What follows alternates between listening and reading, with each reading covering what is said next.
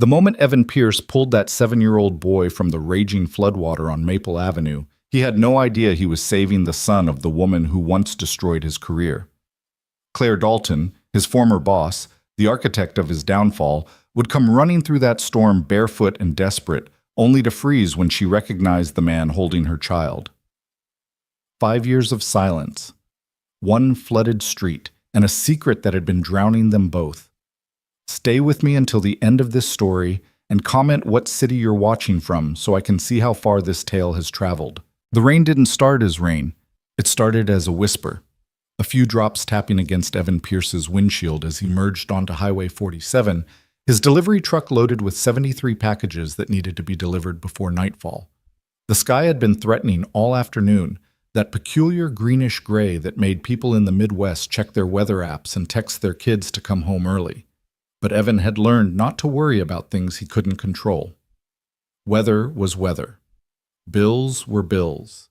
And his daughter Mira's school registration fee was due in 3 days. So he drove. The whisper became a murmur around 4:15 p.m., right as he was dropping off a box of organic dog food to a house on Pinewood Lane. By 4:30, as he climbed back into his truck, it had escalated into a full-throated roar. Rain hammered down in sheets so thick he could barely see 10 feet ahead. His phone buzzed. A weather alert he dismissed without reading. He'd driven through worse. At least he told himself he had. What Evan Pierce didn't know, couldn't know, was that 3 miles northeast, the Coldwater Creek retention system had just failed. 40 years of deferred infrastructure maintenance had finally caught up with the city. Within minutes, millions of gallons of water would overwhelm the drainage systems, turning streets into rivers and intersections into drowning pools. And by pure chance, or perhaps something that felt uncomfortably like fate, Evan's route would take him directly through the worst of it. He'd been a delivery driver for 4 years, 3 months, and 16 days. Not that he was counting. Before that, he'd been a project manager at Dalton & Moore Architects, one of the most prestigious firms in the city. He'd had an office with windows that overlooked the river. He'd had business cards with embossed lettering.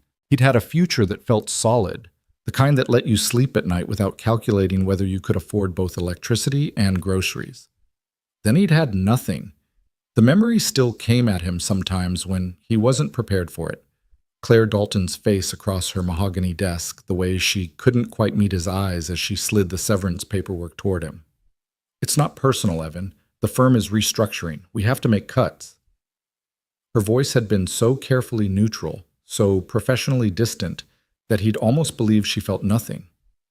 Almost.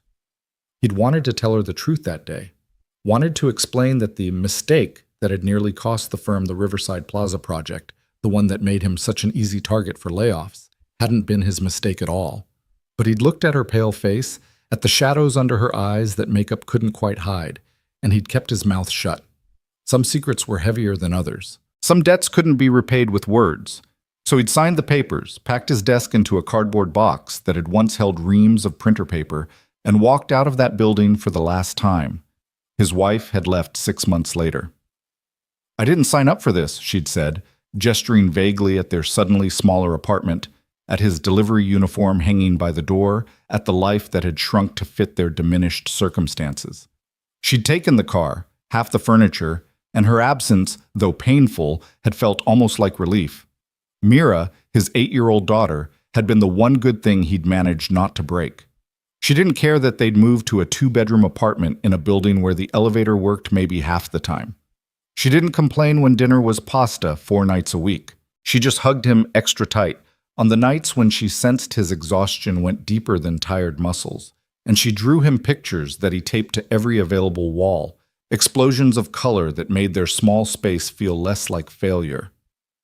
The rain was getting worse. Evan leaned forward, squinting through the windshield as his wipers worked frantically, achieving almost nothing. Water sluiced across the road in patterns that made him nervous, not the normal flow toward storm drains, but something more chaotic. Cross currents. He'd lived in this city his whole life, had driven these streets thousands of times, but the water was transforming everything into unfamiliar territory. He turned onto Maple Avenue because it was the next address on his route, a birthday present for someone named Jennifer Kovach, priority delivery, signature required. The street was tree-lined and usually quiet, the kind of neighborhood where people still knew their neighbors' names and kept their lawns obsessively maintained. But today it looked like a special effect from a disaster movie.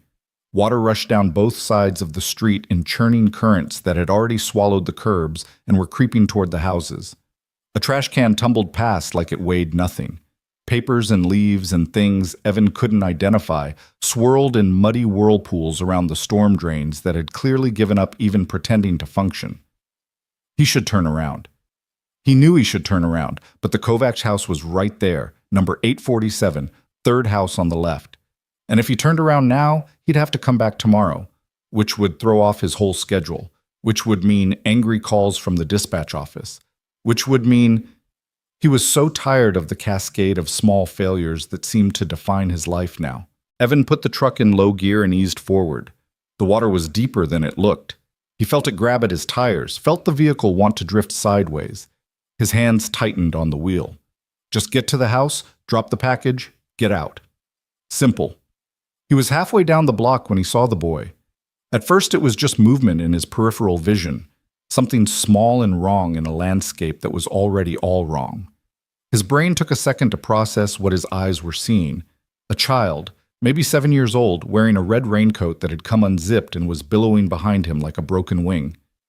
The kid was in the water, in the street, being pushed by the current toward the intersection where Maple met Roosevelt Avenue, where the water was even deeper, where the current was even stronger. Time did that strange thing it sometimes does in crisis moments. It didn't slow down exactly, but it seemed to separate into distinct units, each one crystal clear and impossibly sharp. Evan saw the boy's face, white with fear and cold. Saw his mouth open in a cry that was swallowed by the storm. Saw the exact moment when the child lost his footing and went under. Evan didn't remember making the decision to stop the truck. Didn't remember opening the door or jumping out into water that hit him mid-thigh and immediately tried to knock him over. The cold was shocking, even though he'd expected it. That bone-deep cold that makes your muscles seize and your breath come in gasps. The current was stronger than it looked from inside the truck. Much stronger. It pushed at him with aggressive insistence, wanting to drag him along with all the other debris it had claimed. Evan planted his feet wide, feeling for solid ground beneath the rushing water, and pushed forward. "Hey!" he shouted, though he knew the boy couldn't hear him over the rain and his own panic. "Kid, hold on!" The boy's head surfaced 10 feet ahead, then went under again. Evan lunged forward, arms outstretched, his delivery uniform already soaked through and weighing him down. His foot hit something under the water, a curb maybe, or a piece of someone's fence that had torn loose, and he stumbled but caught himself. The water was up to his chest now. Every step was a negotiation with a force that wanted him to fall, to float, to give up and let it carry him wherever it was going. "I've got you," Evan gasped, even though he didn't, even though the boy was still out of reach. "I'm coming." His hand closed on fabric, the red raincoat, thank God for the red raincoat, and he pulled. The boy came up sputtering and coughing and trying to scream all at once. Evan got his other arm around the child's chest and lifted him up and out of the water, holding him against his shoulder the way he held Mira when she had nightmares. "You're okay?" Evan heard himself saying, the words coming automatically even though his heart was hammering and his legs were shaking from effort and cold. "I've got you. You're okay now." The boy clung to him, fingers digging into Evan's shoulders hard enough to bruise. He was crying and choking and shivering all at once. Evan turned, trying to orient himself, trying to figure out the safest path back to higher ground. The current fought him with every step. It wanted the boy back. It wanted them both. There. A blue sedan parked at an angle, its front tires up on someone's lawn, the hood still above the waterline. Evan aimed for it like it was home base, like it was the finish line, like it was the only thing in the world that mattered. His legs burned. His arms burned. The cut on his forearm, he didn't even remember getting cut, but blood was mixing with the dirty water, burned with a bright, sharp pain that felt almost clarifying. "Almost there," he panted into the boy's wet hair. "Just a little further, buddy. Just a little." His foot slipped. For one terrible second, they were both going under. Evan felt the water close over his head, felt the current grab at them with renewed hunger. Then his other foot found purchase, and he pushed up with everything he had left. They broke the surface together. The boy was screaming now, a high-pitched wail that somehow pierced through the storm's roar. 3 more steps. 2. 1. Evan's hand slapped against the sedan's hood, slick and solid and real. He shoved the boy up onto it, using the last of his strength to get the child completely out of the water. The boy scrambled backward until he was pressed against the windshield, still crying, but breathing, alive, safe. Evan clung to the side of the car, his legs shaking so badly he wasn't sure they'd support him if he tried to stand. Water rushed past his chest, pulling at him, whispering suggestions about how easy it would be to just let go. He pushed the thoughts away and focused on breathing. In and out, in and out. The boy was safe. That was what mattered. "Liam!" The voice cut through the storm like a knife, high and desperate, and so full of terror that Evan felt it in his own chest. He turned his head, water streaming down his face, and saw a woman running through the flood toward them. She was barefoot. That was the first thing he noticed, her feet bare and white against the dark water, her shoes apparently abandoned somewhere in her panic. She wore jeans and a white blouse that was plastered to her body by the rain. Her dark hair had come loose from whatever style she'd had it in and hung around her face in wet ropes. She ran with a kind of desperate grace, high-stepping through the current, her arms out for balance. "Liam!" she cried again, and the boy on the hood of the car responded, "Mom!" Evan watched her come, watched her fight the same water he'd just fought, watched her face transform from terror to relief as she saw her son alive and whole. She reached the car and grabbed the boy, pulling him down into her arms with a sound that was half laugh, half sob. She held him like she'd never let go, rocking him back and forth, pressing her face into his wet hair. "Thank God," she was saying, over and over. "Thank God, thank God, thank God." Then she looked up at Evan. The world stopped. It actually stopped. Or maybe it was just his heart that stopped, seizing in his chest as recognition hit them both at exactly the same moment. Her eyes went wide. Her mouth opened, but no sound came out. She was still holding her son, still kneeling in the water next to the car, but every other part of her had frozen. "Evan?" she whispered, and his name in her mouth felt like something forbidden, something they'd both agreed never to speak again. Claire Dalton, his former boss, the woman who'd fired him, the woman whose career he'd saved at the cost of his own. The woman he hadn't seen or spoken to in 5 years, 3 months, and 8 days. Not that he was counting. She looked different. Older, though not in a bad way. There were lines at the corners of her eyes that hadn't been there before, and she'd cut her hair shorter. But her eyes were the same, that particular shade of gray-green that had once made him stumble over his words in project meetings. They were wide now, shocked, staring at him like he was a ghost. "Claire," he managed, his voice rough from cold and exertion. They stared at each other across 3 feet of flooded street and 5 years of silence. The rain kept falling, the water kept rushing past, and Evan felt something in his chest that he'd thought he'd successfully buried come surging back to life. Anger and longing and a grief so profound it made the physical pain in his body feel like nothing. "You," Claire started, then stopped, started again. "You saved him. You saved Liam." Evan looked at the boy, at Liam, who was watching this exchange with the confused wariness of a child who knows something important is happening but doesn't understand what. He was maybe 7, with his mother's eyes and dark hair that curled when it was wet. 5 years ago, Claire had been pregnant. Evan remembered now, remembered the morning sickness she'd tried to hide during meetings, remembered the day she'd come back from a doctor's appointment, glowing with news she couldn't quite keep to herself. This was that baby. Grown now. Alive because Evan had happened to be driving down the street at exactly the right moment. Or exactly the wrong moment, depending on how you looked at it. "He was in the water," Evan said, as if this explained everything, as if it explained anything. "Thank you." Claire's voice broke on the words. "Thank you. I can't." She pulled her son closer, fresh tears mixing with the rain on her face. "He ran out. I was inside and I heard the water, and I came out, and he was just gone. He'd gone out to... I don't even know why. She was spiraling, panic and relief making her words tumble over each other. Evan had seen her like this exactly once before, the night she'd called him at 11 p.m. from her office, her voice shaking as she told him about the mistake she'd made on the Riverside Plaza calculations. The mistake that would cost the firm millions if anyone found out. The mistake that could end her career before it really started. The mistake he'd claimed as his own. "He's okay," Evan said quietly. "That's what matters." Sirens cut through the air, emergency services finally making their way into the flooded area.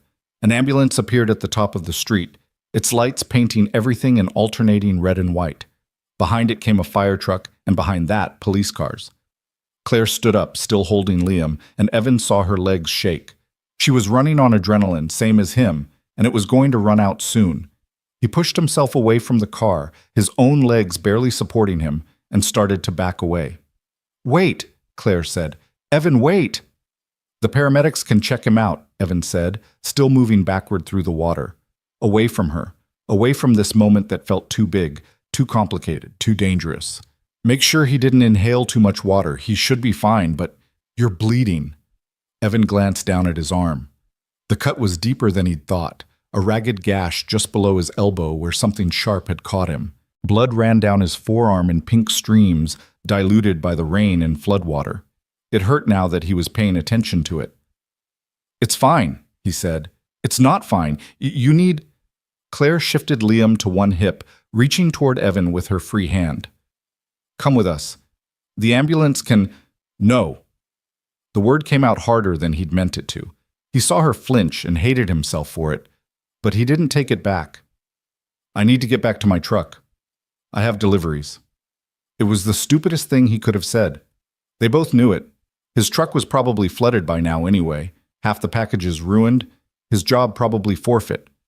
But he needed something to hold on to, some excuse to walk away from this woman, and this moment, and the way she was looking at him like she was seeing him for the first time. "Evan, please!" The paramedics were calling out, asking if everyone was okay, starting to wade into the water toward them. Evan took advantage of the distraction to turn away, heading back toward where he'd left his truck. Every step sent pain shooting through his legs. His whole body was starting to shake as the adrenaline drained away and shock set in. "We need to talk," Claire called after him, her voice desperate. "Evan, we need to—" But he was already walking away, his shoulders hunched against the rain, his arms wrapped around himself as if he could hold his breaking pieces together through sheer force of will. Behind him, he heard Claire trying to explain something to the paramedics, heard Liam crying again, heard all of it fading as he put distance between them. His truck was where he'd left it, water up to the wheel wells now, the engine definitely dead. Evan stood in the rain and looked at it, at this vehicle that represented 4 years of starting over, of swallowing his pride, of doing what needed to be done to take care of his daughter. It should have felt like disaster. It should have felt like one more thing breaking in a life that was held together with duct tape and determination. Instead, he felt nothing.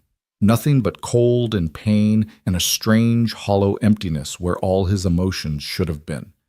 A police officer appeared at his elbow.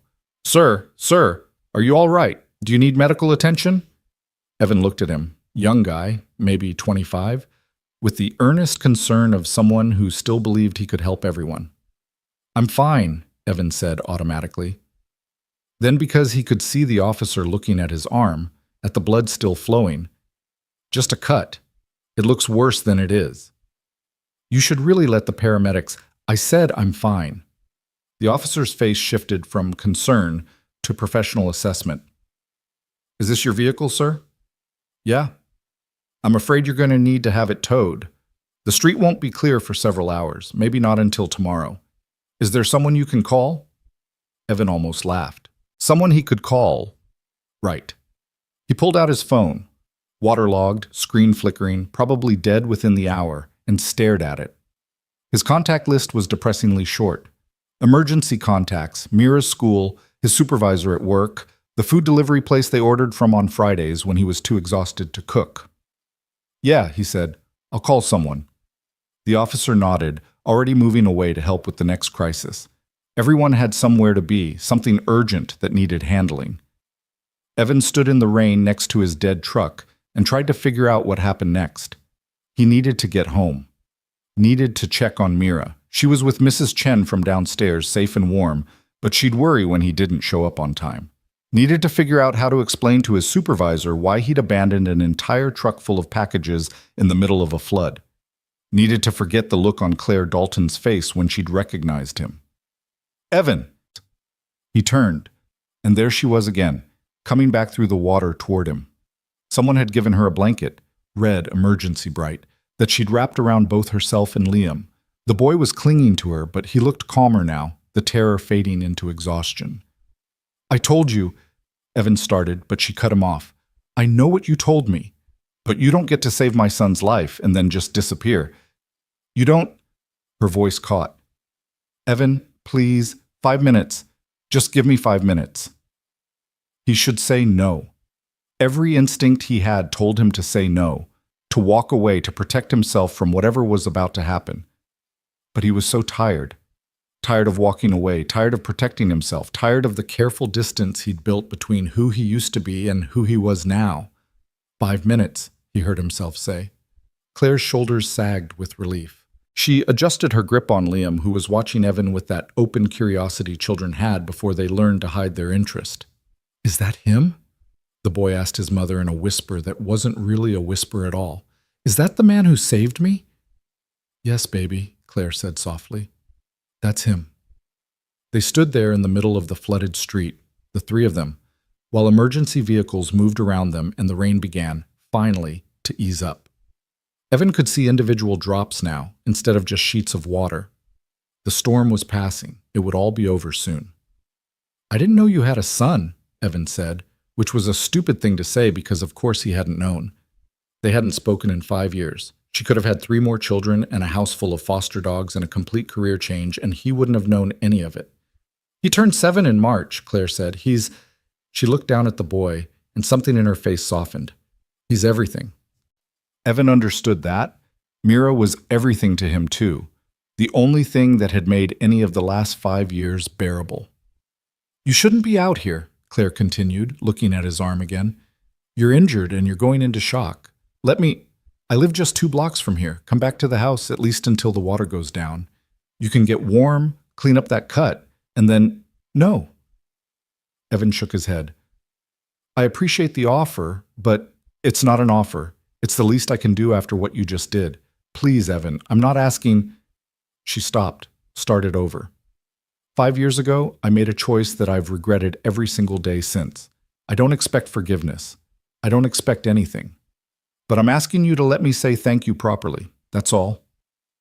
Evan looked at her, really looked at her, and saw something in her eyes that made his chest ache. Guilt. Deep, corrosive guilt that he recognized because he'd been carrying his own version of it for just as long. She thought she'd destroyed his life, and maybe she had, though not in the way she believed. The truth was there between them, unspoken, heavy as the water that still rushed past their feet. He could tell her. Right now, right here, he could tell her what really happened with the Riverside Plaza project. Tell her that the mistake she thought she'd made hadn't been a mistake at all, that he'd found the real error in her calculations and fixed it before anyone else saw. Tell her that the mistake that got him fired had been his own fabrication, a deliberate fall on his sword so that she wouldn't take the blame for something that was really another senior partner's sloppy work. But looking at her exhausted face, at the way she held her son like he was the only thing keeping her tethered to the earth, Evan couldn't do it. Some secrets were meant to stay buried. Some sacrifices didn't need witnesses. 1 hour, he said finally. I'll come dry off and let you patch up my arm. But then I need to get home to my daughter. Relief flooded Claire's face. You have a daughter? I do. Mira, she's 8. Then we'll make sure you get home to her. Claire shifted Liam again, turning toward the higher ground at the end of the street. Come on, my house is this way. They walked together through the receding floodwater, 3 people bound together by chance and crisis and the weight of things left unsaid. Evan kept his eyes forward, not looking at Claire, not letting himself wonder what happened next. 1 hour. He'd give her 1 hour, and then this strange, terrible day would be over. He didn't know, couldn't know, that this was just the beginning, that walking into Claire Dalton's house was going to change everything he thought he knew about the last 5 years, that some doors, once opened, couldn't be closed again. The rain had stopped completely by the time they reached her house, a two-story colonial with blue shutters and a porch that wrapped around the front. Water still covered the lawn, but the house itself sat high enough to have escaped the worst of the flooding. Claire led them up the porch steps, fishing keys from a pocket in her soaked jeans. "I know it's a mess," she said, pushing the door open. "We were in the middle of—" She stopped talking as they entered, and Evan saw why. The house was in chaos, not from the flood, but from life. Liam's toys were scattered across the living room floor. Dishes were piled in the sink, visible through the kitchen doorway. Papers covered the dining room table in precarious stacks. It was the kind of mess that spoke of someone too busy to keep up, too tired to care, too alone to have help. It looked like Evan's apartment. It looked like a single parent's home. "Where's your husband?" Evan asked, before he could think better of it. Claire's face did something complicated. "There isn't one. There never was." She set Liam down, keeping one hand on his shoulder. "Go change out of those wet clothes, baby. Put on something warm." "But Mom, now Liam—" The boy looked like he wanted to argue, but something in Claire's voice stopped him. He trudged toward the stairs, glancing back at Evan one more time before disappearing upward. They heard his feet on the stairs, then silence. Claire turned to Evan, and in the dim light of her living room, with wet hair and no makeup, and exhaustion written in every line of her body, she looked more real than he'd ever seen her.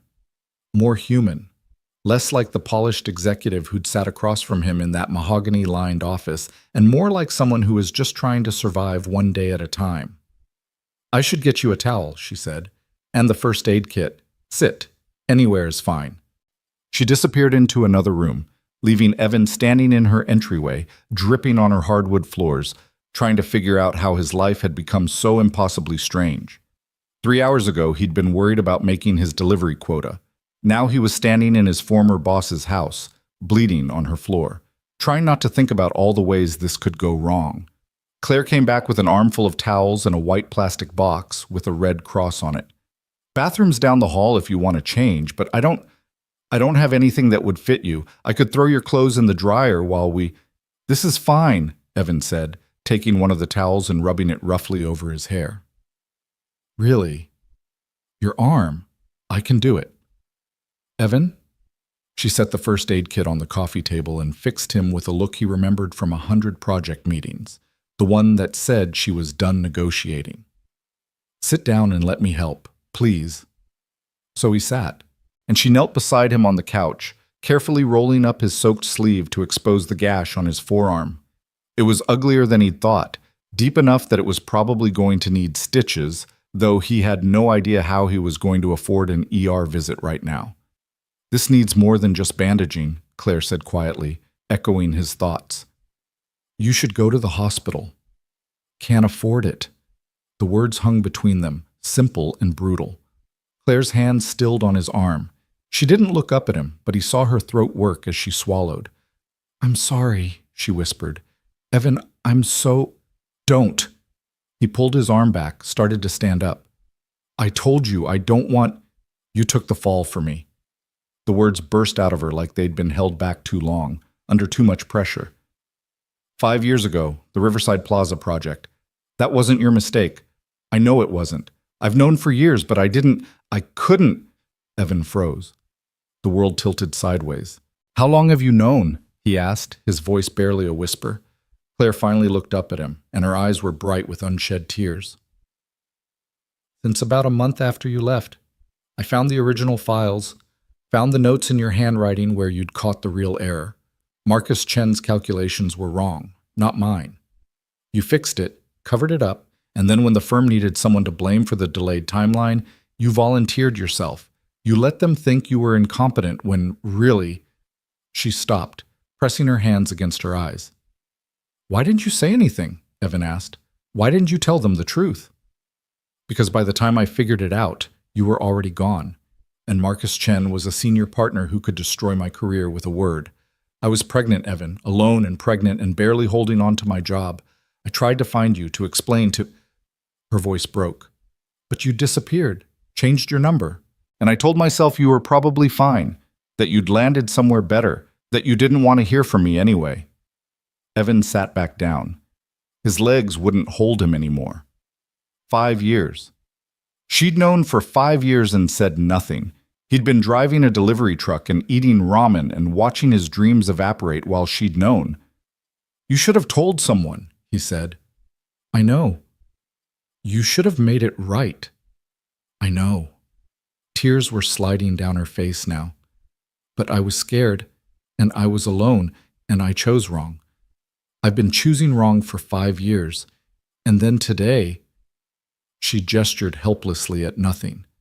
"Today you saved my son's life. You saved Liam. And I realize that you've been saving me all along, even after everything I—" "Stop."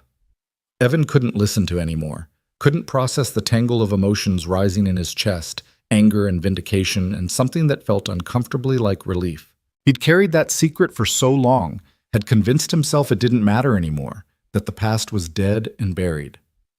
But Claire had known, had carried her own guilt. They'd both been drowning for 5 years, just in different waters. They sat in silence, the only sound their breathing and the faint drip of water from their soaked clothes. Outside, the emergency sirens had faded. The storm was over. But inside this living room, in the space between two people who'd once known each other professionally and now didn't know each other at all, the real storm was just beginning. "I run the firm now," Claire said finally, her voice steadier. "Marcus Chen retired 2 years ago. I bought out his shares. Dalton and Moore is mine now, and we're doing well. Better than well. And I've spent 5 years building something that should have had your name on it too." Evan looked at her, at this woman who'd been his boss and his secret keeper and his ghost. "Why are you telling me this?" "Because I want you to come back," she said simply. "Come back to the firm. Not as a project manager, as a partner. Equal shares, equal say. It's the least I can do to begin to make this right." The words didn't make sense. Evan heard them, processed them individually, but strung together they were just noise. "Come back, partner. Make it right." "You're in shock," he said. "Your son almost died. You're not thinking clearly." "I'm thinking more clearly than I have in years." Claire reached for his hand and he let her take it, too stunned to pull away. "Evan Pierce, you saved my son's life today, but 5 years ago you saved mine. Let me return the favor, please." Evan looked at their hands, his rough and scarred from years of manual labor, hers still elegant despite being soaked and cold. He thought about Mira, about the school registration fee he couldn't quite afford, about the truck sitting dead in the middle of Maple Avenue, about the life he'd built from the wreckage of his old one, the life that was always one crisis away from complete collapse. He thought about drawing late at night after Mira was asleep, architectural sketches he'd never show anyone, dreams he'd carefully filed away in the drawer labeled impossible. "I need to think about it," he said. Claire nodded, not pushing, not arguing. "Of course. Take all the time you need, but Evan, I meant what I said. This isn't charity. The firm needs someone like you. I need someone like you. Someone who—" She paused, choosing her words carefully. "Someone who knows what it means to do the right thing even when it costs everything." Upstairs, they heard Liam moving around in his room, the ordinary sounds of a child getting ready for bed, drawers opening, water running, life continuing despite the crisis, despite everything. That was what parents did, Evan thought. They kept life continuing no matter what. "I should go," he said, standing up. His arm throbbed, his clothes were still soaked, and he had no idea how he was going to get home, but staying here felt dangerous in a way he couldn't quite articulate. "Let me call you a car," Claire said, already pulling out her phone. "And give me your number, please. Even if you decide you never want to hear from me again, at least let me know you got home safely." So he gave her his number, this woman from his past who'd suddenly crashed back into his present, and he stood in her doorway while she called a rideshare, and he didn't look at her because if he looked at her he might say something stupid, might agree to something he'd regret. 3 minutes, Claire said, checking her phone. "The driver will be here in 3 minutes." Evan nodded. 3 minutes. He could survive 3 minutes of awkward silence. "For what it's worth," Claire said quietly, "I really am sorry. For all of it. For being too much of a coward to speak up when it mattered. For letting you take the fall. For—" She stopped, started over. "I was so focused on protecting myself that I didn't think about what it cost you. That was wrong. There's no excuse for it. You had a baby on the way. Evan said, surprising himself. You did what you thought you had to do. I get it. That doesn't make it right. No, he agreed. It doesn't. A car pulled up outside, its headlights cutting through the darkness. Evan's ride. His escape. Thank you again, Claire said. For Liam. For everything.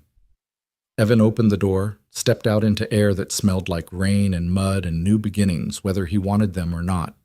He turned back to look at her one last time.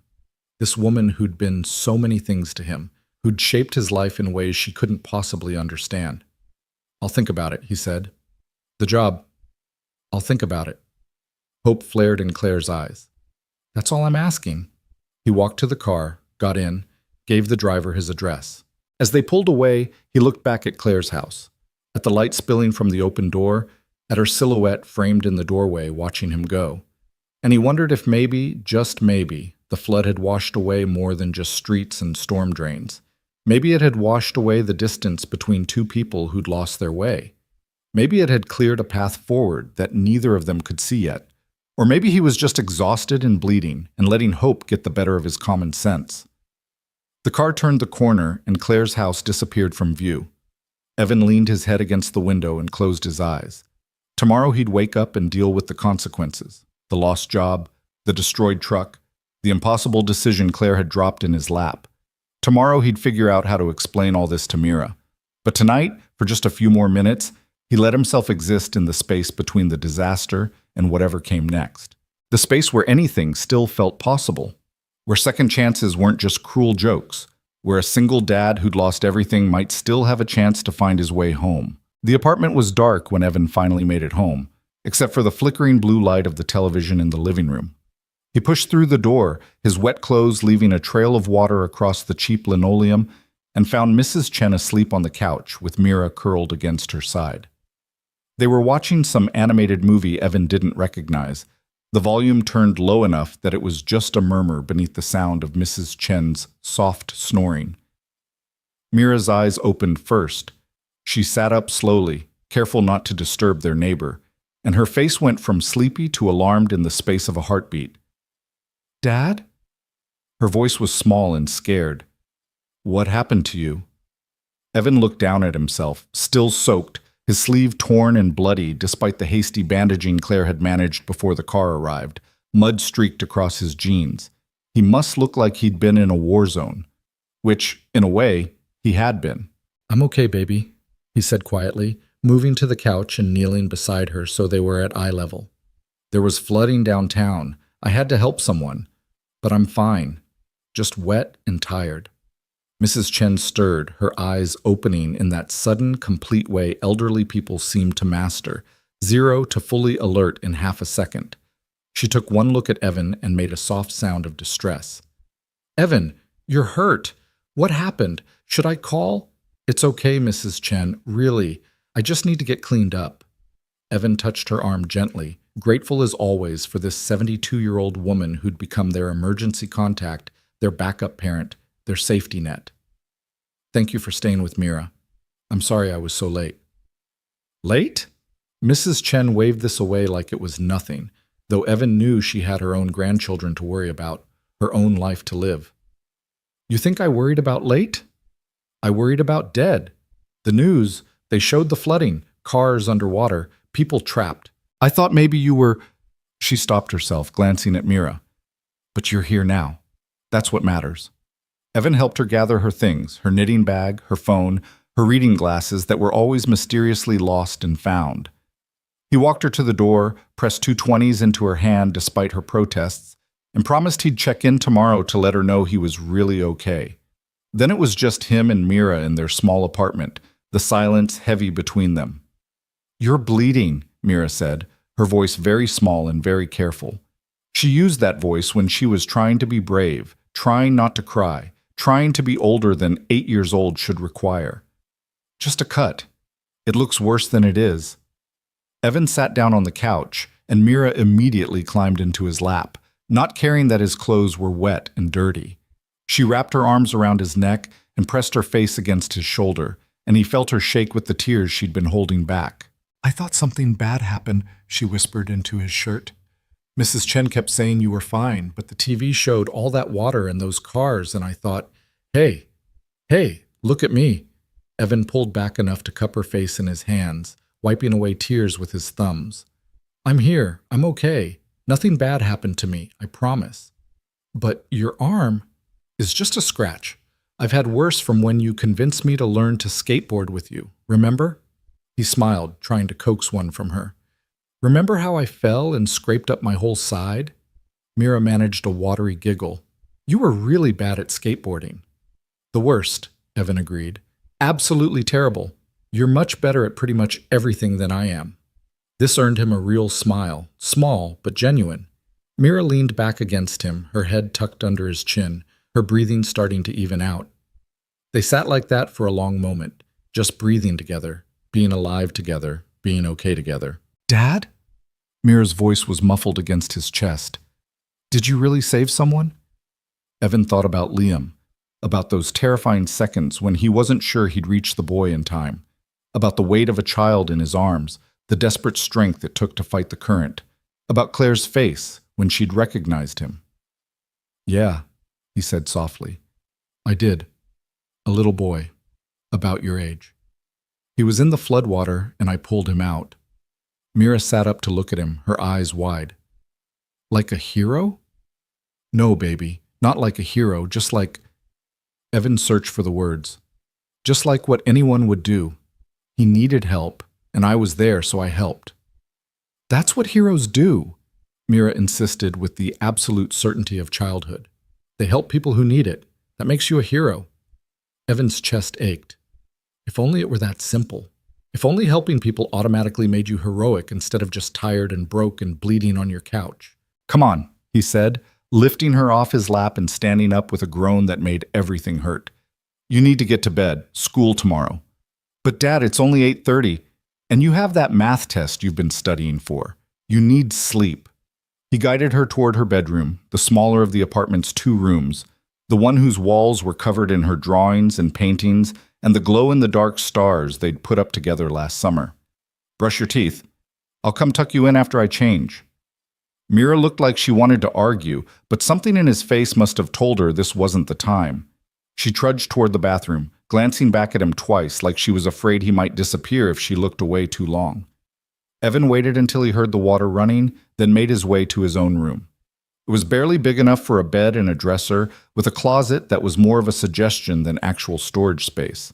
But it was his, and it was dry, and right now that felt like enough. He peeled off his wet clothes, dropping them in a soggy pile that he'd deal with later. The cut on his arm had started bleeding again, seeping through Claire's makeshift bandaging. He should probably go to urgent care, get stitches, make sure it didn't get infected. Should probably do a lot of things. Instead, he found a clean t-shirt and sweatpants, wrapped his arm in gauze from the bathroom cabinet, and tried not to think about anything at all. His phone buzzed. For one disorienting second, he thought it might be his supervisor calling to fire him, or the towing company with a bill he couldn't pay, or any of the dozen small disasters that made up his life. But the number was unknown. The message was short. It's Claire. Just making sure you got home safely. Please let me know you're okay. Evan stared at the words, his thumb hovering over the keyboard. The smart thing would be to ignore it, to delete her number, block it if necessary, and pretend today had never happened. The smart thing would be to protect himself from whatever complicated mess was waiting to unfold between them. Home safe. Thanks for the ride. He hit send before he could second-guess himself. 3 dots appeared immediately, dancing on his screen. She was typing. He watched those dots like they might tell him the future. Thank God. I was worried. How's your arm? Fine. Another pause, more dots, then, I meant what I said. About the job. About making things right. No pressure, but the offer stands. Think about it. Evan closed his eyes. Think about it. As if he'd be able to think about anything else. I will, he typed back. Then because something in him needed to say it. Your son is a good kid. You should be proud.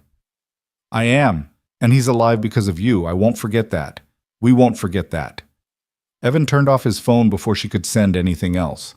He couldn't do this right now, couldn't navigate the minefield of their shared history while his body was still shaking with exhaustion and his mind was replaying those moments in the flood on an endless loop. "Dad?" Mira's voice from the doorway. She was in her pajamas, her hair still damp from washing her face, her favorite stuffed elephant tucked under her arm. "I'm ready for bed." Evan followed her to her room, tucked her in under her comforter with the stars and moons pattern they'd picked out together at the thrift store. He sat on the edge of her bed, smoothing her hair back from her forehead the way he'd done every night since she was a baby. "You know I love you, right?" he said quietly. "More than anything in the whole world?" Mira nodded, her eyes already heavy with sleep. "I love you too, Dad, even when you're bad at skateboarding." He laughed, kissed her forehead, and stood to leave. But her hand caught his wrist, stopping him. "Dad?" "The boy you saved. Do you think you'll see him again?" Evan thought about Claire's offer, about partnership and second chances and doors that might be opening after 5 years of being slammed shut. "I don't know, baby. Maybe. We'll see." "I hope you do," Mira murmured, her eyes closing. "I think it would be nice for him to say thank you properly. That's what Mrs. Chen says. You should always say thank you properly when someone helps you." "Mrs. Chen is a wise woman." "The wisest," Mira agreed, and then she was asleep, just like that, the way children could switch off and trust the world to still be there when they woke up. Evan stood in her doorway for a long moment, watching her breathe, grateful beyond words that she was safe and loved and sleeping in a bed that was hers. Whatever else he'd failed at, he'd managed this. He'd kept her whole. His phone buzzed again in his pocket. Against his better judgment, he checked it. "I know I said no pressure, but I should mention we're having a company meeting Monday morning. Nothing formal, just a team breakfast to discuss the new downtown development project. If you wanted to come to see the office, to see what we've built, you'd be welcome. No strings attached, just breakfast and a conversation." Evan read the message 3 times. A company meeting, Monday morning, 3 days from now. He had 3 days to decide if he was brave enough or stupid enough or desperate enough to walk back into that building, into that life, into the wreckage of everything he'd left behind. He typed and deleted 4 different responses before settling on. "I'll think about it." Claire's response was immediate. "That's all I can ask. Sleep well, Evan, and thank you again for everything." He turned off his phone for real this time, plugging it in to charge in the kitchen where he wouldn't be tempted to check it every 5 minutes. Then he collapsed onto his own bed, still dressed in his t-shirt and sweatpants, too exhausted to even pull the covers up. Sleep should have come immediately. His body was screaming for it, every muscle aching, his mind foggy with fatigue. But instead he lay there in the dark, staring at the water-stained ceiling, and thought about everything he'd lost 5 years ago. The job had been the obvious part. The salary, the benefits, the career trajectory that had seemed so solid. But there had been more. There had been the respect that came with being good at something, with being recognized for your skills. There had been the satisfaction of seeing buildings rise from blueprints, of watching something you'd designed become real and solid and permanent. There had been the person he'd been before everything fell apart, confident, competent, certain of his place in the world. That person felt like a stranger now. Evan had built a different life in the ruins of the old one, a smaller life, a harder life, but one that was his. He'd learned to be satisfied with less, learned to measure success in whether Mira had enough to eat and whether the rent was paid on time, learned to find dignity in work that others looked down on, learned to hold his head high even when he was wearing a uniform and taking orders from kids half his age. Going back, if he went back, would mean risking all of that hard-won peace, would mean opening himself up to hope again, which was the most dangerous thing he could think of. Because hope made you vulnerable. Hope gave you something to lose. But God, he was tired of being safe, tired of playing defense, of just trying to survive. Tired of watching Mira draw beautiful buildings and knowing she got that gift from him, knowing he used to create things that mattered before he gave it all up. His phone buzzed one more time from the kitchen. Evan groaned, hauled himself out of bed, and went to check it. If this was Claire again, he was going to... But it wasn't Claire, it was his supervisor. "Heard about the truck. Need you to come in tomorrow to discuss what happens next. 9 a.m. Don't be late." Evan's stomach dropped. Right, the truck. the abandoned deliveries, the day that was going to cost him this job too, because apparently he couldn't keep anything good in his life for more than a few years at a time. He didn't respond to the message. What was there to say? He'd show up tomorrow morning, take whatever consequences were coming, and figure out the next move. That's what he always did. He improvised, adapted, survived, but as he climbed back into bed, as exhaustion finally started to pull him under, a small voice in the back of his mind whispered, "What if you didn't have to just survive? What if you could actually live again?" He pushed the thought away. Dangerous. Too dangerous. He couldn't afford thoughts like that, but they came anyway, as sleep finally claimed him, pulling him down into dreams of floodwater and second chances and a woman's face framed in a doorway, watching him leave but somehow still calling him home. Morning came too fast and too bright. Evan's alarm went off at 7, and every part of his body screamed in protest as he forced himself out of bed. His arm throbbed, his legs ached, and his head felt like someone had stuffed it with cotton wool. He shuffled to the bathroom, caught sight of himself in the mirror, and winced. He looked like hell, pale, exhausted, with dark circles under his eyes, and the kind of tension in his jaw that said he'd been grinding his teeth all night. The cut on his arm looked worse in daylight. Angry red edges, puffy with inflammation, definitely infected or about to be. He should have gone to urgent care. Should have let Claire talk him into letting the paramedics look at it. Should have done a lot of things. He rewrapped it as best he could, swallowed 3 ibuprofen with water from the tap, and went to wake Mira. She was already up, sitting at the kitchen table with a bowl of cereal and her math textbook open in front of her. She looked up when he entered, and her expression went from concentration to concern in an instant. "You look terrible," she announced with the brutal honesty of children everywhere. "Good morning to you too, sunshine." Evan poured himself coffee from the pot Mrs. Chen must have set up before she left last night. Bless that woman. Bless her and all her grandchildren and her entire family tree. "I'm serious, Dad. You look sick. Are you sure you're okay?" "Just tired, and I have to go into work this morning for a meeting." He didn't mention that the meeting was probably going to end with him being fired. No point worrying her before it happened. "Mrs. Chen is going to take you to school, okay?" Mira's face fell. "But you always take me on Fridays." Friday, right. Their thing. Breakfast at the diner 2 blocks from her school, then the walk together, his one morning a week where he got to pretend he was a normal parent with a normal schedule. And he was about to blow it for a meeting where his boss would tell him what he already knew. "I know, baby, I'm sorry, but this is important. We'll do breakfast tomorrow instead, okay? Saturday morning, just you and me, pancakes and everything." Mira nodded, but he could see the disappointment in her eyes, could feel the weight of one more small failure added to the pile. He was so tired of disappointing her, so tired of everything being hard. The meeting with his supervisor went exactly as expected. Frank Dominguez sat behind his cluttered desk in an office that smelled like stale coffee and cigarettes, and he didn't waste time with pleasantries. "The truck's totaled," he said, pulling up photos on his computer and spinning the monitor so Evan could see.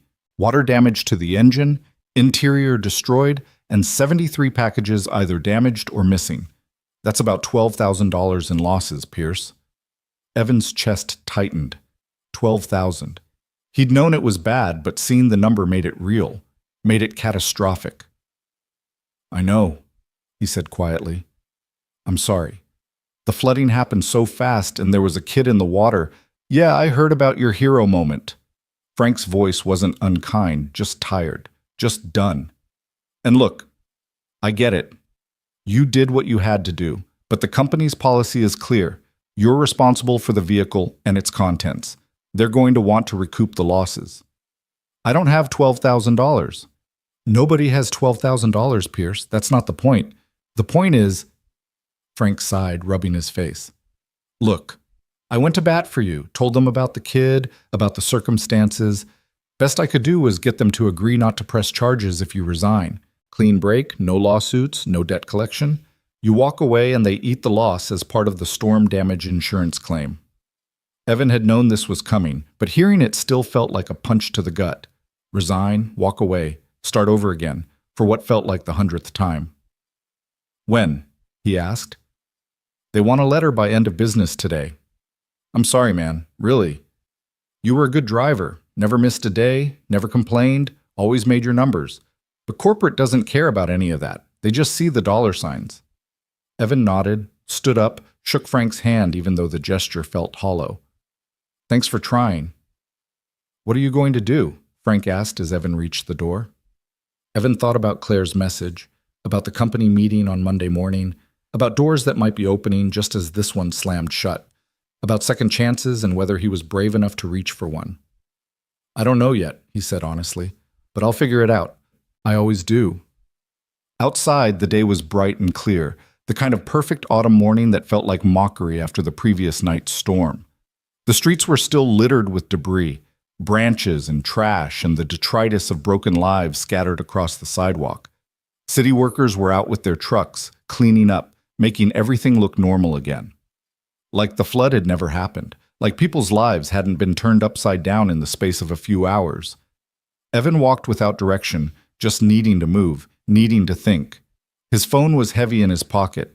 He could call Claire right now, could tell her yes, he'd come to the meeting Monday, could let her give him back everything he'd lost 5 years ago. But what if it didn't work out? What if he walked back into that world and failed again? What if he wasn't good enough anymore? Wasn't sharp enough? Had been away too long? He'd have given up what little stability he had left for a chance that might crumble the moment he touched it. His phone rang, making him jump. Unknown number but local area code. He answered warily. Mr. Pierce, this is Karen Mitchell from Riverside Elementary. I'm calling about Mira. Evan's heart stopped. Is she okay? What happened? She's fine, the woman said quickly. But we had a small incident in class this morning. She got upset during a test. Apparently she was worried about you after yesterday's flooding. Her teacher says she started crying and couldn't calm down. We tried to reach you, but I'll be right there, Evan said, already turning to head toward the school. 10 minutes. Tell her I'm coming. He made it in 8, jogging the last 3 blocks because his truck was gone and the bus would take too long. The school secretary gave him a visitor's pass and directed him to the nurse's office, where Mira sat on the examination table, her face blotchy from crying, her hands twisted in her lap. Dad! She launched herself at him, and he caught her, held her, felt her shake against his chest. I'm here, baby. I'm here. What's wrong? I couldn't, Mira hiccuped, trying to get the words out. I couldn't stop thinking about you in the water yesterday, and then the test had a word problem about flooding, and I got scared. What if something had happened to you? What if you'd... Hey, look at me. Evan pulled back, cupping her face like he had last night. Nothing happened to me. I'm fine. I'm right here. But you could have died, Mira whispered. You could have died saving that boy, and then I'd be alone, and I can't. Evan's heart broke. He'd been so focused on hiding his own stress, his own fears, that he hadn't thought about what yesterday had looked like from her perspective. His 8-year-old daughter had watched the news, seen the flooding, spent hours not knowing if her father was alive or dead. And then he'd come home looking like he'd been in a war, bleeding and exhausted, and expected her to just accept his reassurances and go to sleep. I'm sorry, he said softly. I should have talked to you more last night. Should have explained better. You're right, baby. It was dangerous. And I was scared too. But I'm okay. We're okay. Promise? Mira's voice was so small. I promise. Evan hugged her tight. And hey, guess what? I don't have to go back to work today. The meeting ended early, so I'm taking you out of school, and we're going to spend the whole day together. Just us. Anything you want to do. Mira pulled back, her eyes wide. Really? We can leave school? Really? I'll sign you out right now. Where do you want to go? She thought about it, wiping her eyes. The art museum? Of course, the art museum, where they had free admission on Fridays, and Mira could spend hours looking at paintings and sculptures while Evan tried to explain the architectural elements of the building itself. It was her favorite place in the world, and they hadn't been in months because he was always working. The art museum it is, Evan said. Come on, let's go tell your teacher you're leaving. They spent the afternoon wandering through galleries, Mira's hand in his, her earlier panic slowly fading into something like peace. She showed him her favorite pieces.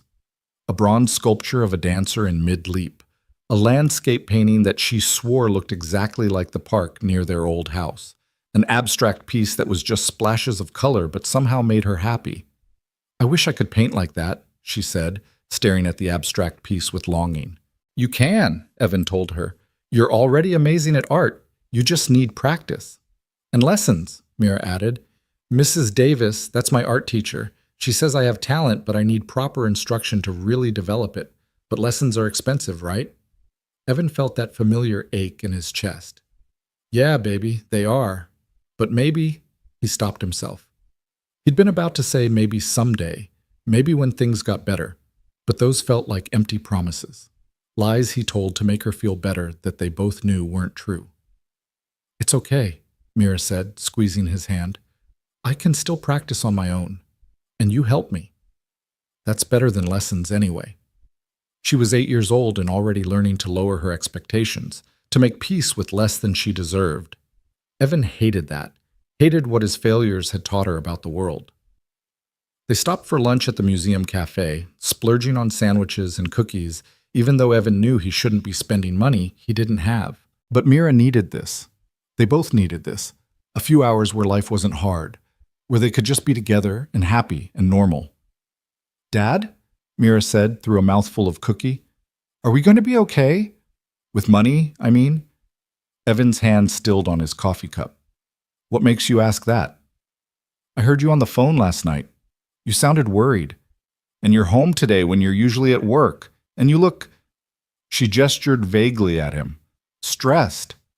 8 years old and already reading him like a book, already worrying about adult problems. He wanted to lie, to reassure her that everything was fine, but he'd never lied to Mira before. She deserved honesty, even when it was hard. "Things are tight right now," he admitted. "The truck from work got damaged in the flood, so I'm probably going to need to find a new job. But we'll be okay. We always figure it out, right?" "Right," Mira said, but her voice was uncertain. "Hey." Evan reached across the table, took her hand. "I know things have been hard lately, and I know we can't always do everything you want or have everything we need right away. But we have each other. That's what matters. That's what makes us okay." Mira nodded, squeezing his fingers. "I know, Dad. I wish things were easier for you. You work so hard." "That's what parents do. We work hard for our kids." Evan smiled, trying to lighten the mood. "And you're worth every single second of it. You know that, right? Even when I'm annoying? Especially when you're annoying. That's when you remind me most of myself." He grinned at her outraged expression. "Come on, finish your lunch. I want to see if that architecture exhibit is still up on the 3rd floor." They spent another hour wandering through displays of blueprints and models, Evan explaining load-bearing walls and cantilevers and design philosophy, while Mira listened with the kind of focused attention she only gave to things that really interested her. She asked questions, good questions, smart questions, that showed she was really thinking about how buildings worked and why they were designed the way they were.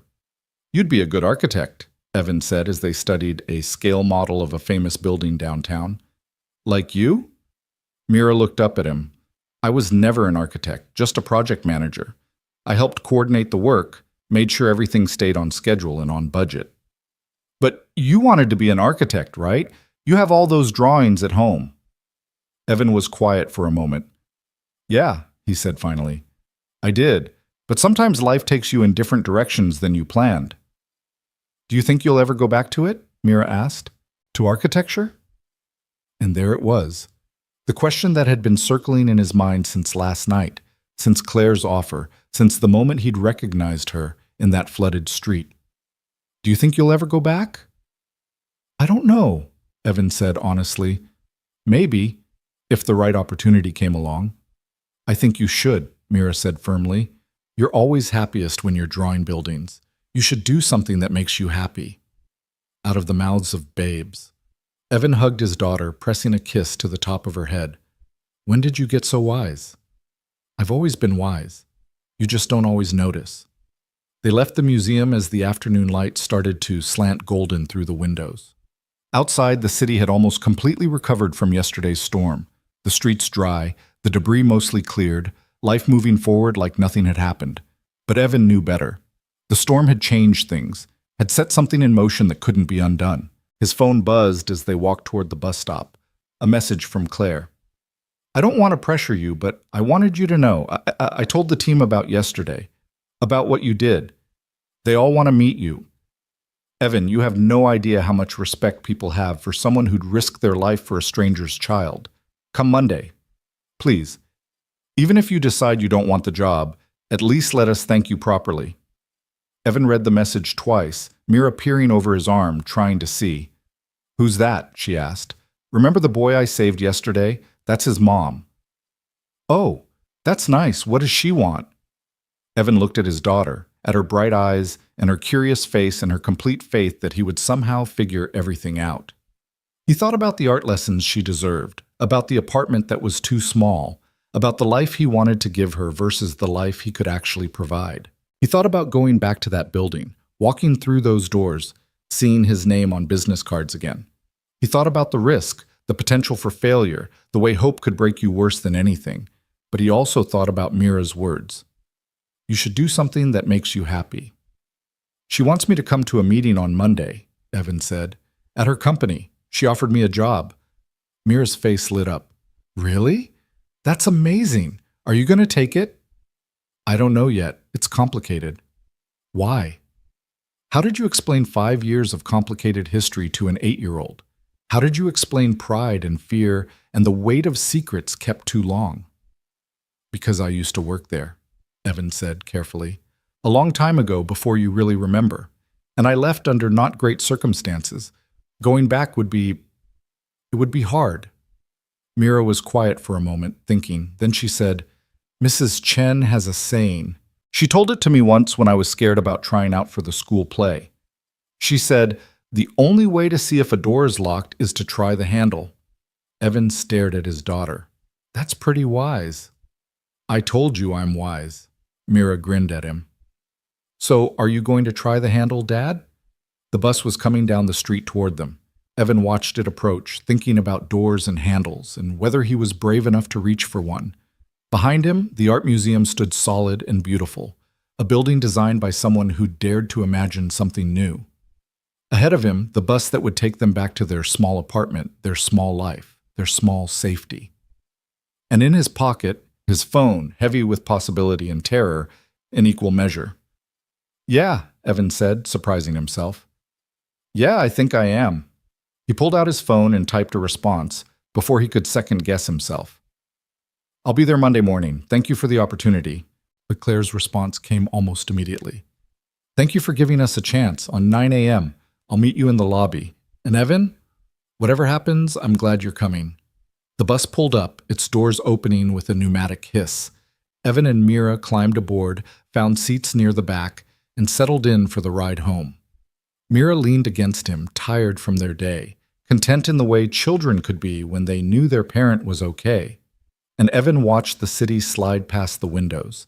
His city, the one he'd lived in his whole life, the one that had broken him and might just be offering to put him back together, and wondered if maybe, just maybe, he was finally ready to stop just surviving and start actually living again.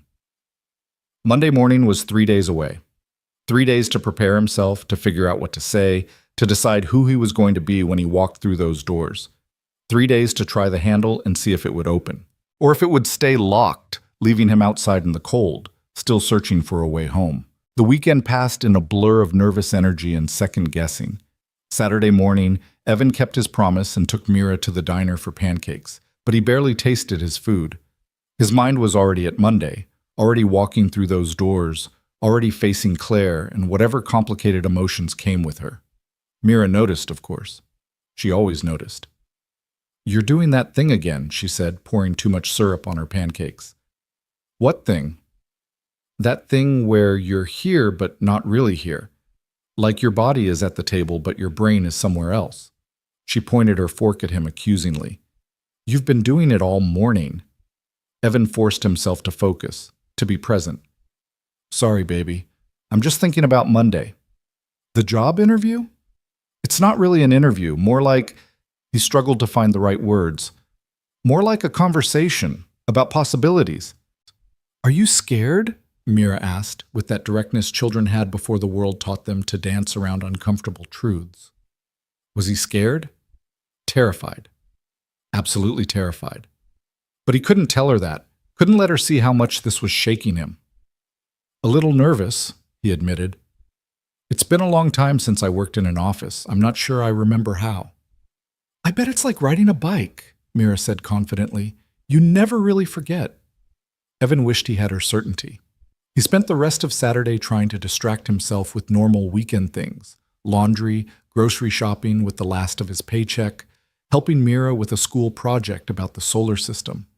But his mind kept drifting back to Monday, to the moment when he'd have to walk through those doors and face not just Claire, but the entire life he'd left behind. Sunday was worse. He woke up at 5 in the morning from a dream he couldn't quite remember, his heart pounding, his sheets soaked with sweat. The apartment was quiet except for the distant sound of traffic and someone's television bleeding through the thin walls. Evan lay in the dark and tried to breathe through the panic that was trying to claw its way up his throat. What was he doing? What made him think he could just walk back into that world after 5 years of delivering packages? He'd lost his edge, lost his confidence, lost whatever it was that had made him good at his job in the first place. Claire was making this offer out of guilt, out of gratitude, out of some misplaced sense of obligation. Not because he actually deserved it, not because he was actually good enough. By the time the sun came up, Evan had talked himself out of going at least 3 times. He'd drafted and deleted 2 different text messages to Claire canceling, coming up with excuses that sounded plausible. Mira was sick. He had another opportunity. He'd reconsidered and didn't think it was right for him. But every time his thumb hovered over the send button, he thought about his daughter's words. You should do something that makes you happy. And he thought about Mrs. Chen's wisdom, filtered through Mira's interpretation. The only way to see if a door is locked is to try the handle. He didn't send the messages, but he didn't sleep again either. Sunday afternoon, Mrs. Chen appeared at their door with a garment bag and a knowing look that made Evan both grateful and slightly uncomfortable. You have job interview tomorrow, she announced, not asking, just stating facts. You need proper clothes. I have grandson, Marcus, very successful, works in finance downtown. He left some things at my place last time he visited. You're about same size. She thrust the garment bag at Evan. Take, wear, look professional. Mrs. Chen, I can't. You can and you will. Marcus has more suits than sense. He won't miss one. She softened, reaching up to pat Evan's cheek. You're a good man, Evan. Good father. You deserve good things. Tomorrow, you walk in there with your head up, yes? You show them what they've been missing. Evan felt his throat tighten. Thank you, he managed. Don't thank me. Just succeed. That's all the thanks I need. She turned to leave, then paused at the door. And Evan, that woman who called you, the mother of the boy you saved, she must be a very special person to give you this chance. Don't waste it being scared.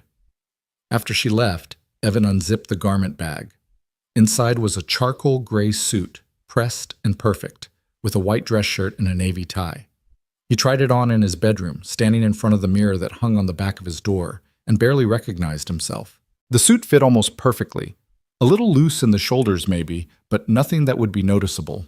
He looked like someone who belonged in an office, someone who made decisions and commanded respect, someone who wasn't one missed paycheck away from eviction, someone he used to be. Dad? Mira's voice from the doorway. Wow, you look really fancy. Evan turned, suddenly self-conscious. Too much? No way. You look like... Mira paused, searching for the right comparison. You look like a movie star playing a businessman, like you're about to go negotiate a really important deal or something. It's just a meeting. It's not just anything, Mira said seriously. She came into the room, studying him with an intensity that made him want to squirm. This is important. This could change things for us, right? Evan knelt down so they were eye level. Maybe. But even if it doesn't work out, we'll be okay. You know that, right? We always figure it out. I know. Mira reached out, straightening his tie with the careful precision of someone who'd watched too many movies. But I think it will work out. I have a good feeling about it. When did you become such an optimist? Somebody has to be, Mira said, grinning. You're too busy being realistic all the time. That night, Evan couldn't eat dinner. His stomach was too twisted with nerves, too tight with anticipation and dread. He pushed pasta around his plate while Mira chattered about her day, about school, about the art project she was working on. He tried to focus, tried to be present, but his mind was already at tomorrow. After Mira went to bed, Evan sat at the kitchen table with a cup of coffee he didn't drink and looked at his old architectural sketches.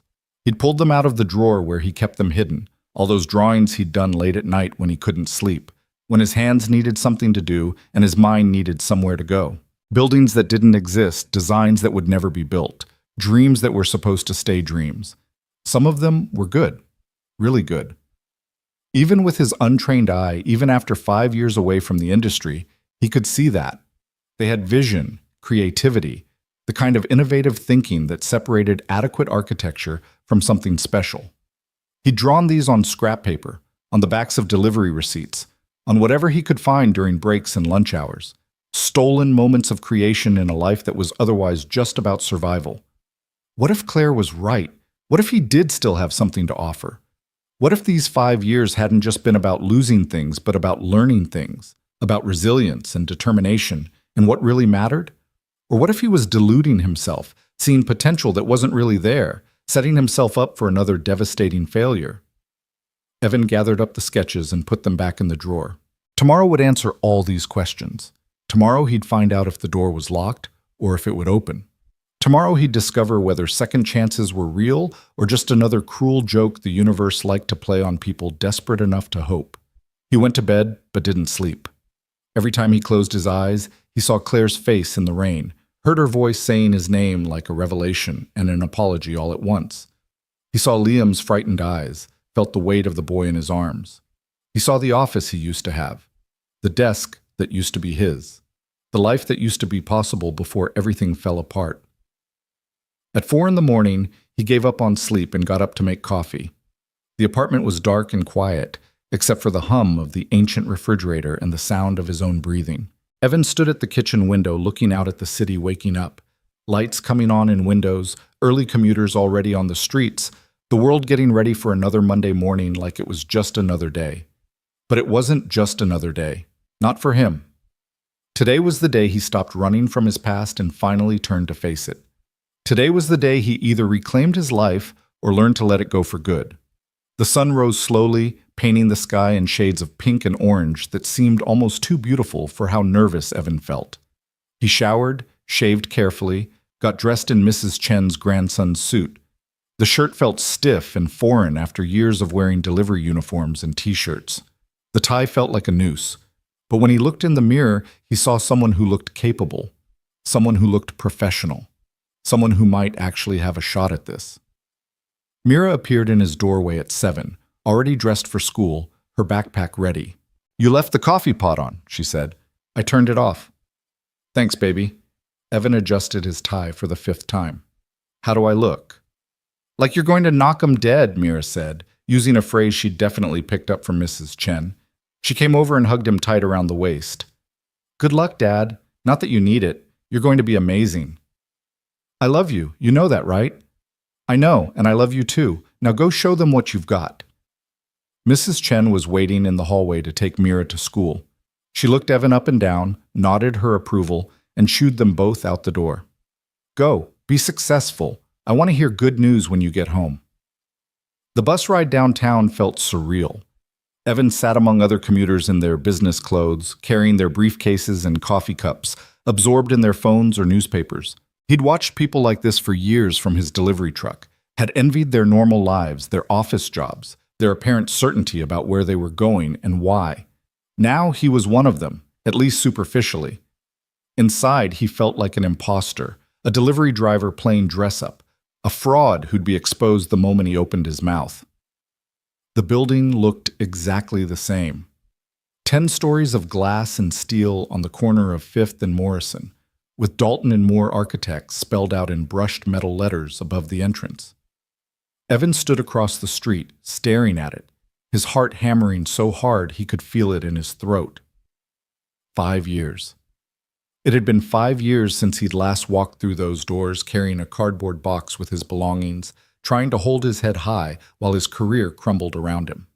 His phone buzzed. A text from Claire. "I'm in the lobby. Whenever you're ready. No pressure." No pressure. Right. Just his entire future hanging in the balance. Just the difference between maybe giving Mira a better life or continuing to struggle paycheck to paycheck. Just everything. Evan crossed the street before he could talk himself out of it. The lobby was bright and modern, with marble floors and a waterfall feature along one wall that was new since his time here. A security desk stood near the elevators, and sitting in one of the sleek modern chairs near the windows was Claire. She stood when she saw him, and Evan's breath caught. She was in a dark blue suit that looked expensive, her hair pulled back in a neat twist, every inch the successful executive. But her eyes were nervous, her smile uncertain, and he realized she was just as anxious about this as he was. "Evan," she said, crossing to meet him, "you came. I wasn't sure. I mean, I hoped you would, but I thought maybe—" She stopped, taking a breath. "You look good. The suit, it looks good on you." "Borrowed," Evan admitted. "Evans, from a neighbor." "Well, it works." Claire gestured toward the elevators. "We're on the 6th floor now. We expanded 2 years ago, took over the entire level. It's different from what you remember. Better, I think. I hope." They stepped into the elevator together, and the doors closed, sealing them in that small space with too many unspoken things between them. Evan could smell her perfume, something light and professional, not the floral scent he remembered from 5 years ago. Everything was different. Everything was the same. "I should tell you," Claire said as the elevator climbed. "I told the team about Thursday, about what you did. They know you saved Liam, and they know—" She paused. "They know we have history, that you used to work here. I didn't go into details about why you left, just that it was during the restructuring and that I've regretted it ever since." "Did you tell them the truth?" Evan asked quietly. "About the Riverside Plaza project?" Claire met his eyes. "No, that's your story to tell if you want to tell it. I won't. I'd never share that without your permission." The elevator doors opened onto a space that made Evan stop and stare. The entire 6th floor had been transformed. Where there used to be cubicles and closed offices, now there was open workspace with glass-walled conference rooms and collaboration areas. Natural light poured in through floor-to-ceiling windows. Design displays lined the walls, photographs of completed projects, architectural models on pedestals, awards and recognition that spoke to a firm that was thriving. "This is incredible," Evan breathed. "We've done well," Claire said, and he could hear the pride in her voice. 3 major downtown projects in the last 2 years, 2 residential developments, and we just landed the contract for the new convention center expansion. The team has grown from 12 people when you were here to 32 now. She stopped, smiled. "We're successful. More than I ever imagined we could be." She led him through the office, and people looked up as they passed. Some looked curious, some smiled, some nodded politely. Evan felt exposed, on display, like he was being evaluated with every step. But Claire walked beside him with confidence, guiding him toward a conference room in the corner where he could see people already gathered. "Before we go in," Claire said, stopping outside the door, "I want to say something. You don't owe us anything, not me, not the firm, not anyone. If you walk into this meeting and decide this isn't for you, that's okay. No judgment, no hard feelings. I meant what I said about wanting to thank you properly for saving Liam. That's not contingent on you taking a job. That stands no matter what." "But you want me to take the job," Evan said. Claire chose her words carefully. "I want you to have the opportunity you should have had 5 years ago. Whether you take it is entirely up to you. But yes, selfishly, I hope you do, because I think you'd be extraordinary here. I think we could do incredible things together, and I think—" Her voice dropped. "I think maybe we both deserve a chance to make this right." Before Evan could respond, the conference room door opened, and a woman in her 30s with short red hair and an enthusiastic smile appeared. "Claire, is this him? Is this the hero?" She extended her hand to Evan. "Jessica Chen, Senior Project Manager. I heard what you did on Thursday. That was incredibly brave. It was just the right thing to do," Evan managed, shaking her hand. Well, it's not every day someone risks their life like that. Come in, come in. Everyone's excited to meet you. The conference room was full, at least 15 people around a table laden with coffee, pastries, and what looked like catering from an expensive breakfast place. They all turned as Evan entered, and he felt Claire's hand on his back, gentle and steadying. "Everyone," Claire said, her voice carrying authority that silenced the room.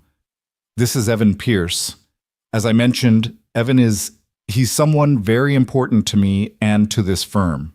He was part of our team 5 years ago, during a difficult period for the company. We lost him during restructuring, which was one of the biggest mistakes I've made in my career. And then, on Thursday, he saved my son's life." There was a moment of silence, and then the entire room erupted in applause. Evan stood there, overwhelmed, not sure where to look or what to do with his hands. People were standing, clapping, some with tears in their eyes. An older man near the end of the table was nodding with what looked like respect, maybe even approval. "Please," Claire said, gesturing to an empty chair beside her at the head of the table. "Sit, have some coffee. We have a lot to talk about, but first, I'd like everyone to introduce themselves." They went around the table, each person stating their name and role. Project managers, designers, structural engineers, administrative staff. Some of them had been here when Evan worked at the firm, though he barely recognized them after 5 years. Most were new, part of the expansion Claire had built.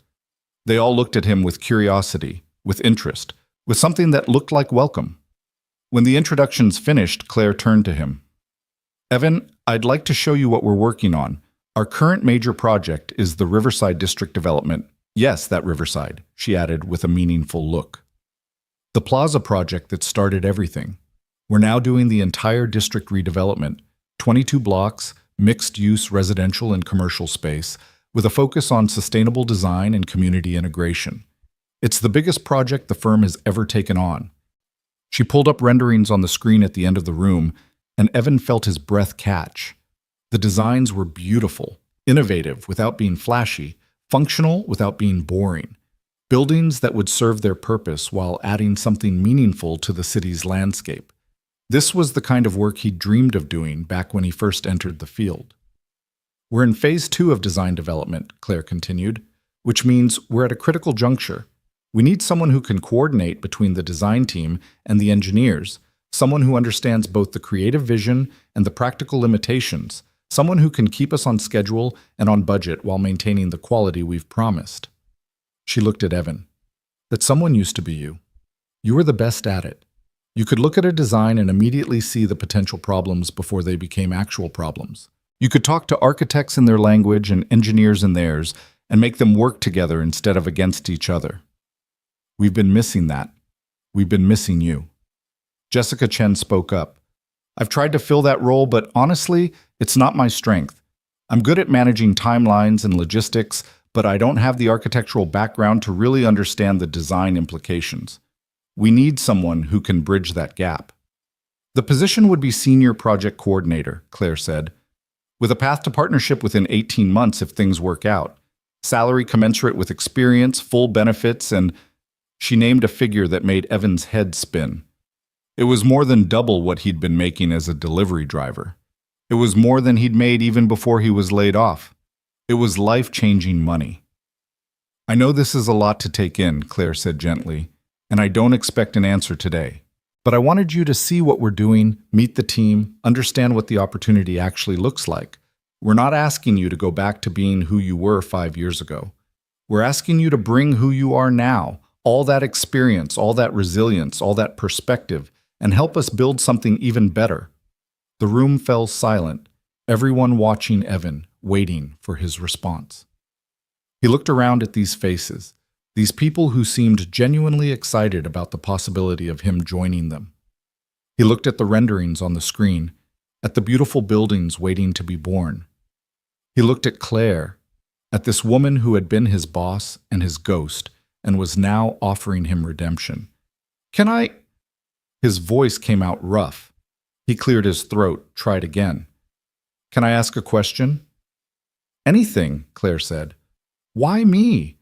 I mean, really, beyond the guilt and the gratitude and everything that happened, why do you really want me here?" Claire didn't hesitate. Because when you were here before, you made everyone around you better. You had this way of seeing potential in people, of bringing out their best work. And because in the 5 years since you've been gone, I've learned what it means to lead a company, to build something meaningful, and I've realized that the best teams aren't made up of people who never fail. They're made up of people who fail and get back up, people who know what it costs to lose everything and fight to rebuild. You have that now, that depth, that understanding, and I think that makes you more valuable, not less. She leaned forward, her eyes locked on his. I'm not offering you this job because I feel bad about what happened. I'm offering it because I genuinely believe you're the best person for it, because I trust you, because I've seen what you're capable of when everything is on the line, and because, her voice softened, because some of the best work comes from people who have something to prove, not to anyone else, but to themselves. Evan felt something crack open in his chest. 5 years of carrying the weight of failure, of telling himself he wasn't good enough anymore, of shrinking his dreams to fit his circumstances. 5 years of surviving instead of living. And here was someone offering him permission to stop surviving and start thriving. But it was terrifying, because what if he took this chance and failed? What if he wasn't as good as Claire thought? What if he'd been away too long, lost too much of his edge, and he let everyone down? The fall from here would be so much farther than anything he'd experienced before. I have a daughter, Evan said, not sure why that was the first thing that came out of his mouth.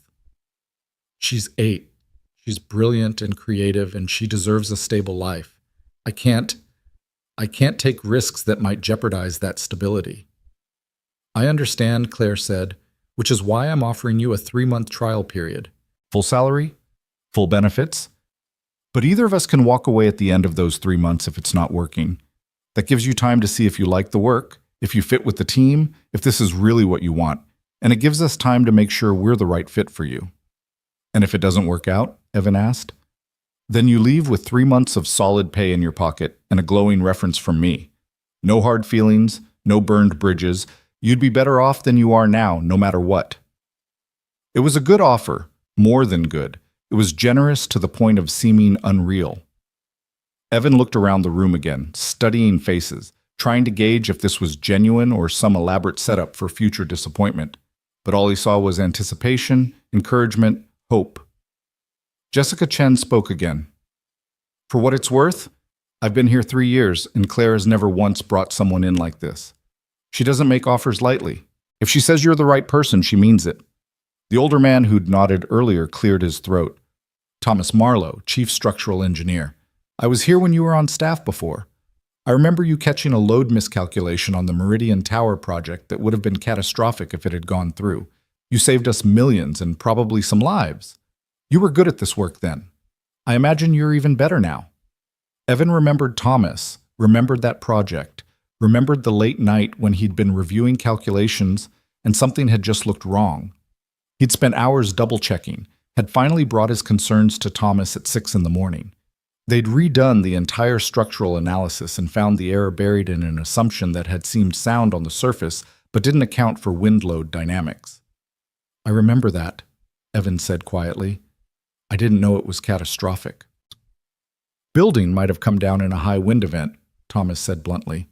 Your attention to detail prevented that. We need that kind of thinking here, especially on a project as complex as Riverside District. Claire's phone buzzed on the table.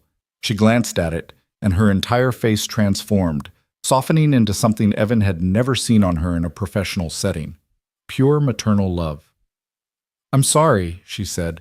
I need to take this. It's Liam's school. She stepped out of the conference room, and the moment she was gone, the atmosphere shifted slightly. Less formal, more curious. Jessica Chen leaned forward with a conspiratorial smile. So, she said, what's it really like to save someone from a flood?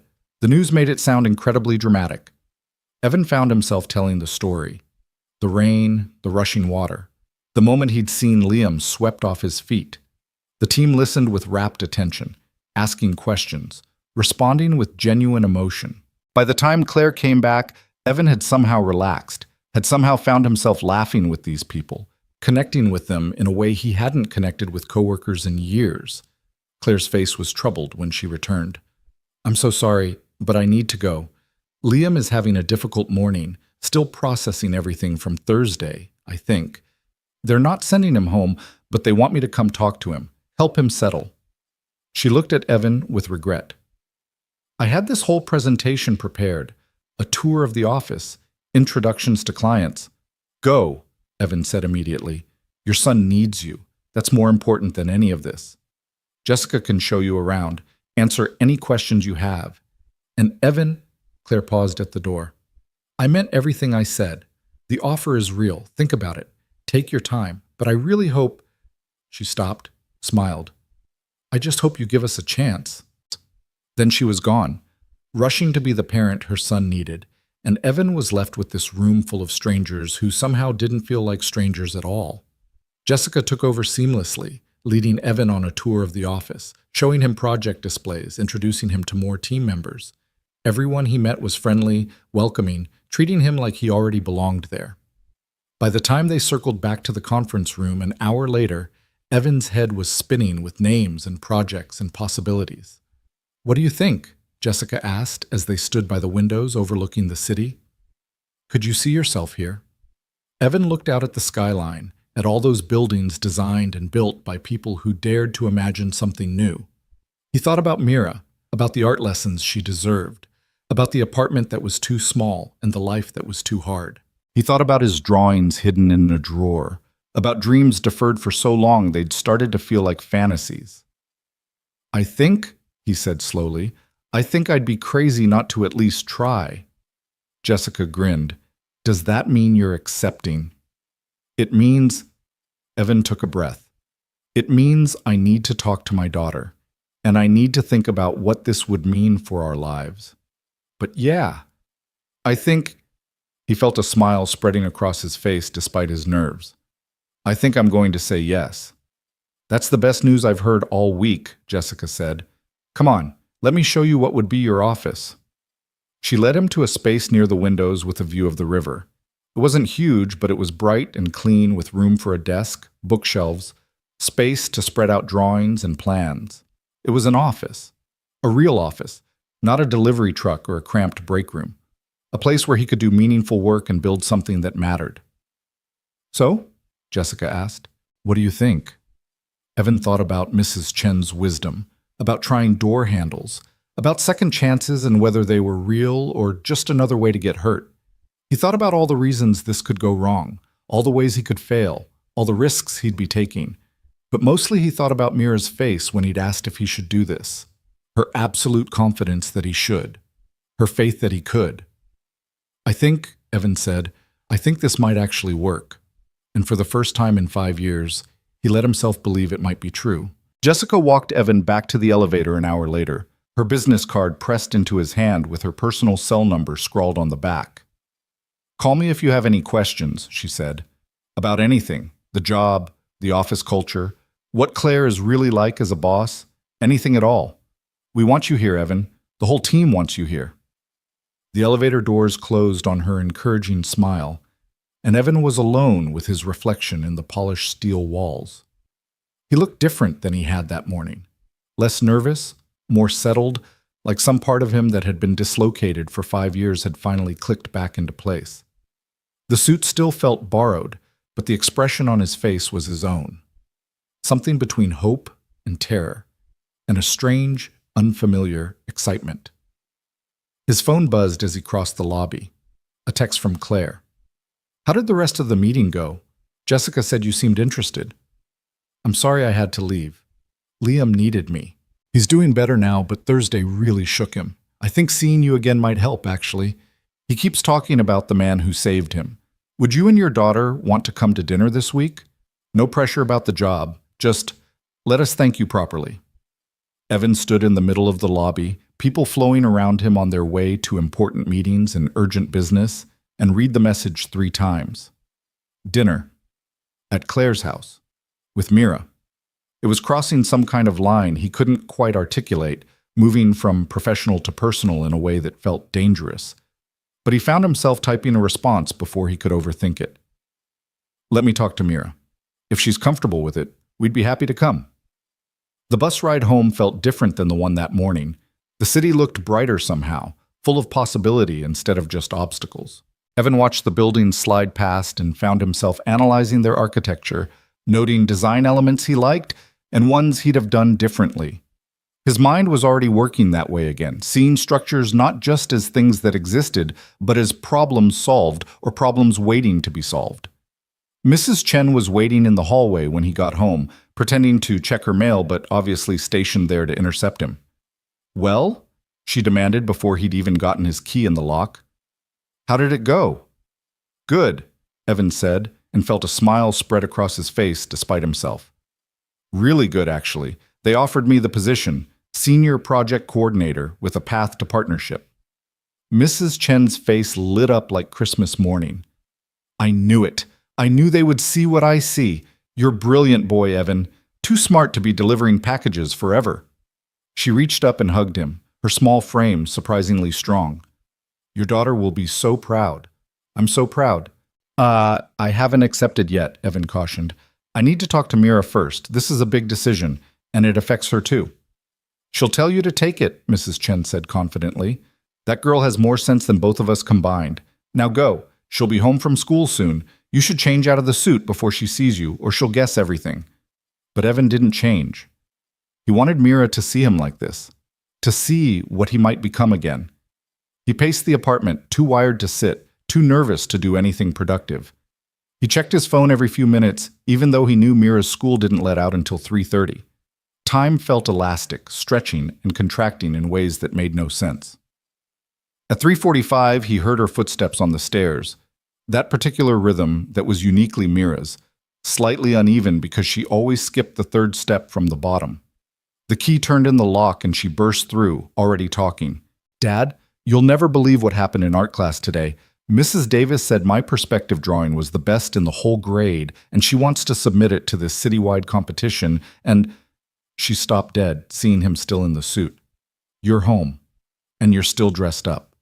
What happened? Did it go bad? Do I need to call Mrs. Chen?" "Come sit down," Evan said, gesturing to the couch. "We need to talk." Mira's face went through several expressions in rapid succession: worry, fear, then something that looked like determination. She dropped her backpack and climbed onto the couch, sitting with her legs crossed and her hands folded in her lap like she was preparing for serious news. "Okay," she said. "I'm ready." Evan sat beside her, and suddenly all the words he'd been rehearsing on the bus ride home evaporated. How did you explain to an 8-year-old that their entire life might be about to change? That the struggle and instability that had defined their world for 5 years might be ending? That hope wasn't just a dangerous fantasy, but an actual possibility? "They offered me the job," he said simply. Mira's eyes went wide. "Really? They did? That's amazing. You're going to take it, right? Please tell me you're going to take it." "It's complicated, baby. It would mean big changes for us. Different schedule, different priorities. I'd be working in an office again, which means longer hours sometimes, more stress. I need to know you're okay with that." "Are you kidding?" Mira practically bounced on the couch. "Dad, this is what you're supposed to be doing. I've known that forever. I've seen your drawings. I've watched you explain buildings to me like they're the most fascinating things in the world. This is who you are. You've just been—" She struggled for the right word. "You've been waiting, and now you don't have to wait anymore." Evan felt his throat tighten. "When did you get so smart?" "I told you, I've always been smart. You just don't always listen." She grabbed his hand. "So you're going to say yes, right?" "There's something else," Evan said. "The woman who offered me the job, Claire, the mother of the boy I saved, she invited us to dinner this week, both of us. She wants to thank us properly, and she thought it might help her son to see me again, to know I'm okay. Would you be comfortable with that?" Mira considered this seriously. "Would it be weird, going to dinner at your boss's house?" "She's not my boss yet. And yeah, it might be a little weird, but I think—" Evan paused, trying to find the right words. "I think it might be good weird. For all of us." "Then we should go," Mira decided. "When?" "I need to text her back and find out. Probably later this week." "Okay. But Dad?" Mira's expression turned serious. "You have to promise me something. If you take this job, if we do this whole new life thing, you can't forget why we're doing it. It's not just about money or success or proving something. It's about you being happy, about you getting to do work that matters to you. Promise me that's why you're doing this." Evan pulled his daughter into a hug, overwhelmed by her wisdom, by her ability to cut through all his complicated emotions and fears and see the simple truth underneath. "I promise," he said into her hair. "I promise I'm doing this for the right reasons." "Good." Mira pulled back, grinning. "Now can we celebrate? I think this deserves pizza. The good pizza, not the frozen kind." They ordered from the expensive place down the street, the one they only got on special occasions, and ate straight from the box while Mira told him about her day. The perspective drawing that Mrs. Davis loved, the math test she'd aced despite her breakdown on Friday, the book report she had due next week. Normal things, everyday things, the steady rhythm of a child's life. But underneath it all, Evan could feel the shift happening. The ground beneath them was changing, becoming more solid, more stable. They were building towards something instead of just hanging on. After dinner, while Mira did her homework at the kitchen table, Evan texted Claire back. "Mira would love to come to dinner. Just let us know when works for you." Claire's response came quickly. "How about Wednesday? 6 o'clock? Nothing fancy, just a chance for the kids to meet and for us to say thank you properly. Liam hasn't stopped talking about his hero. I think seeing you again would really help him." Evan felt something warm spread through his chest. His hero. He'd never thought of himself that way, had just done what anyone would do. But maybe that was what heroism really was. Not some grand gesture, but just doing the right thing when it needed doing, regardless of the cost. "Wednesday works. Thank you for including Mira. She's excited to meet Liam. I'm excited for them to meet too. And Evan, I'm really glad you're considering the position. Whatever you decide, I want you to know, having you at that meeting today, seeing you in the office again, it felt right. Like something that should have been there all along finally was." Evan stared at those words, not sure how to respond. There was something in them that felt like more than just professional courtesy, more than just gratitude. Something that spoke to the complicated tangle of history between them, the years of silence, the mutual guilt they'd both been carrying. "I felt it too," he typed, then deleted it. Too much. Too revealing. "Thank you for saying that," he wrote instead. "See you Wednesday." The next 2 days passed in a strange liminal space between his old life and his potential new one. Evan spent Tuesday morning calling unemployment offices and filling out paperwork for his final paycheck from the delivery company. The amount was pitifully small, just 3 days' worth of wages minus deductions for the uniform he'd never returned. It should have been depressing, this official end to that chapter of his life. Instead, it felt like closure. That afternoon, he pulled out his old portfolio from the back of his closet. It was dusty and outdated, filled with projects from before Mira was born, before everything fell apart. He spent hours updating it, adding in some of his recent sketches, trying to create something that represented who he was now rather than who he'd been. The work was rough in places. He was out of practice with the technical software, but the creativity was still there. The vision was still there. Tuesday evening, Mrs. Chen appeared at the door with a casserole and unsolicited advice. "You need haircut before you start new job," she announced, handing him the dish. "You look like delivery driver, not professional architect person. I know good place, very reasonable. My nephew Marco, he cuts hair for all the business people downtown. I'll call him, tell him you need appointment." "Mrs. Chen, You can say thank you and let me help," she interrupted firmly. "You saved that boy's life. You're finally getting chance you deserve. Let people who care about you be happy and help. That's what community means, yes?" So Evan found himself at Marco's barbershop Wednesday afternoon, getting a haircut that was more expensive than he was used to, but left him looking polished and professional. Marco, who turned out to be as talkative as his aunt, kept up a steady stream of conversation about business and success and taking chances when they came your way. By the time Evan left, he felt like he'd been through a therapy session and a pep talk combined. He picked Mira up from school at 3, both of them slightly nervous about the dinner ahead. She'd insisted on wearing her best dress, the blue one with flowers that she usually saved for holidays, and had spent 20 minutes that morning trying to get her hair just right. "Do I look okay?" she asked for the third time as they waited at the bus stop. Not too fancy, but not too casual? I want to make a good impression. You look perfect, Evan assured her. And you don't need to impress anyone, just be yourself, that's more than enough. They stopped at a store on the way to buy flowers and a dessert to bring. Evan stood in the bakery section, staring at cakes and pies and fancy pastries, trying to figure out what you brought to dinner at your former boss's house when she'd offered you your dream job and you'd saved her son's life. In the end, Mira picked out a chocolate cake because everyone likes chocolate, with a certainty that only children could have. Claire's house looked different in the fading evening light, less ominous, more welcoming. The lawn had been cleaned up from the flooding, and warm light glowed from the windows. Before Evan could even knock, the door flew open and Liam stood there, his face breaking into a huge smile. You came! Mom said you were coming, but I wasn't sure if you'd really come. The boy looked at Evan with something approaching worship. You're really here. I'm really here, Evan said, feeling awkward and touched in equal measure. And this is my daughter, Mira. Mira, this is Liam. Hi, Mira said, suddenly shy. It's nice to meet you.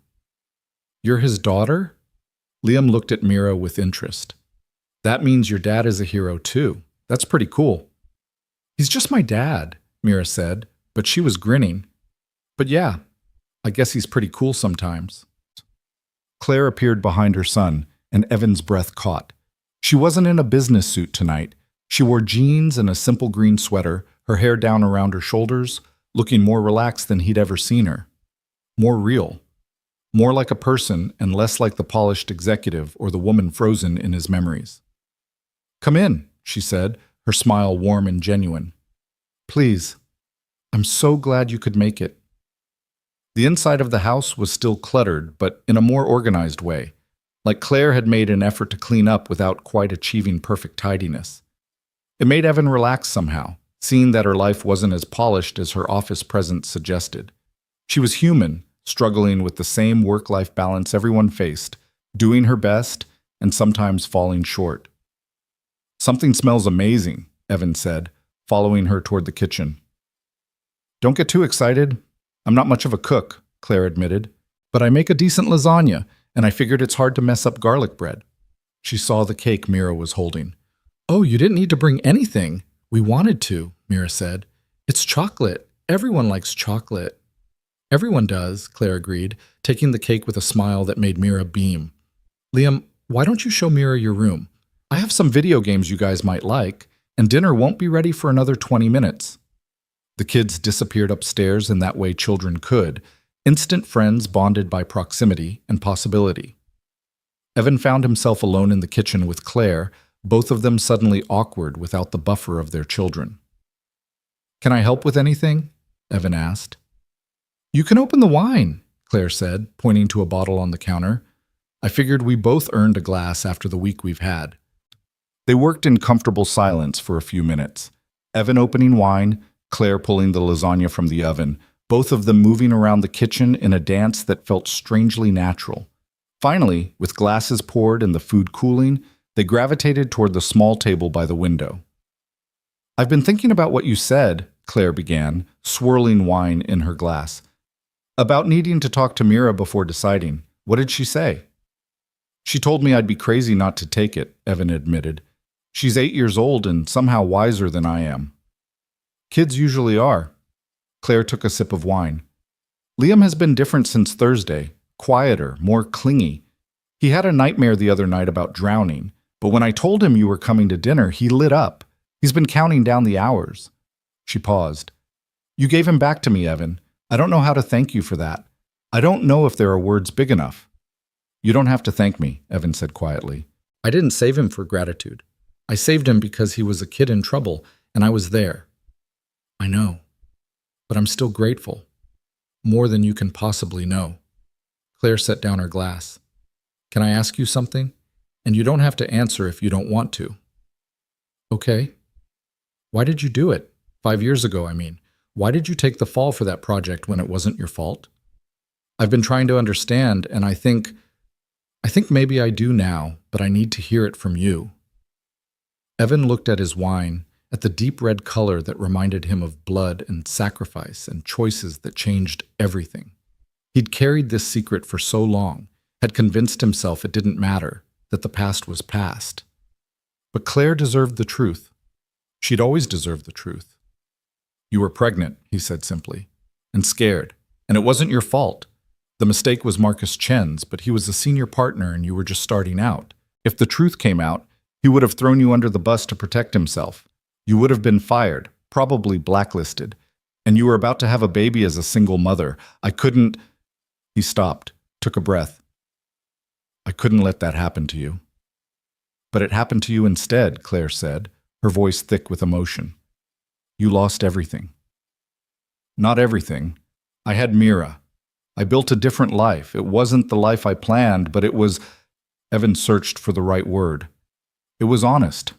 I learned things I never would have learned otherwise, about resilience, about what actually matters, about being a father when there's no backup, no safety net. I don't regret it, Claire. I'm angry about it sometimes, and it hurt like hell, but I don't regret protecting you." Claire's eyes were bright with tears. "You should have told me. You should have given me the choice." "Maybe, but you were pregnant and terrified and barely holding on. What kind of choice would that have been?" Evan met her eyes. "I don't blame you for what happened. I need you to know that. You didn't know, and by the time you found out, there was no way to fix it without destroying your own career. You made the best choice you could with the information you had." "That's generous," Claire said softly. "More generous than I deserve." "We all do the best we can," Evan said. "Sometimes our best isn't perfect. Sometimes we make choices we regret. But we keep going. We try to make it right when we can." "Is that what this is?" Claire asked. "Me trying to make it right?" "Maybe. But it's also you giving me a genuine opportunity. I've seen the office, met the team, reviewed the project details. You're not offering me charity. You're offering me a real position doing real work that I'm actually qualified for. That's different." Before Claire could respond, the kids came thundering down the stairs, Liam chattering excitedly about a video game while Mira listened with polite interest. The moment of intimate conversation was over, replaced by the cheerful chaos of dinner with children. They ate at the dining room table, which had been cleared of its usual clutter for the occasion. The lasagna was good, the garlic bread perfectly crispy, and the conversation flowed easily between bites. Liam told the story of the flood from his perspective, how he'd gone outside because he'd dropped his toy in the rain and wanted to get it, how the water had suddenly risen so fast, how scared he'd been until Evan had pulled him out. "You weren't scared at all, were you?" Liam asked Evan, his eyes wide with admiration. "I was terrified," Evan admitted, "but sometimes being brave doesn't mean not being scared. It means being scared and doing what needs to be done anyway." "Oh, that's what Mom says too," Liam said, glancing at Claire. "She says being brave is doing hard things even when you're scared." "Your mom is a smart woman," Evan said, and saw Claire's cheeks flush slightly. After dinner, they had the chocolate cake and coffee while the kids played in the living room. Evan helped Claire clean up, falling into an easy rhythm of washing and drying dishes while their children's laughter drifted in from the other room. "I've made a decision," Evan said as he dried a plate. "About the job." Claire's hands stilled in the soapy water. "And?" "I want to accept. The 3-month trial period you mentioned, that works for me. It gives both of us an out if it doesn't work. But I think it will work. I want it to work." He set down the plate, turned to face her. "I'm ready to stop surviving and start living again." The smile that spread across Claire's face was radiant. "You have no idea how happy that makes me. The whole team is going to be thrilled." She dried her hands, held one out to shake. "Welcome to Dalton and Moore, Evan. Again. Or maybe for the first time, since everything is different now." Evan took her hand, but instead of shaking it, he held it for a moment. "Thank you," he said quietly, "for the second chance, for believing I still had something to offer, for—" He gestured vaguely at the house, the evening, the complicated tangle of their history. "For all of it." "Thank you for saying yes," Claire said, "and for saving my son. And for—" Her voice dropped. "For protecting me 5 years ago, even though you didn't have to. I know I've said it before, but I need you to really hear it.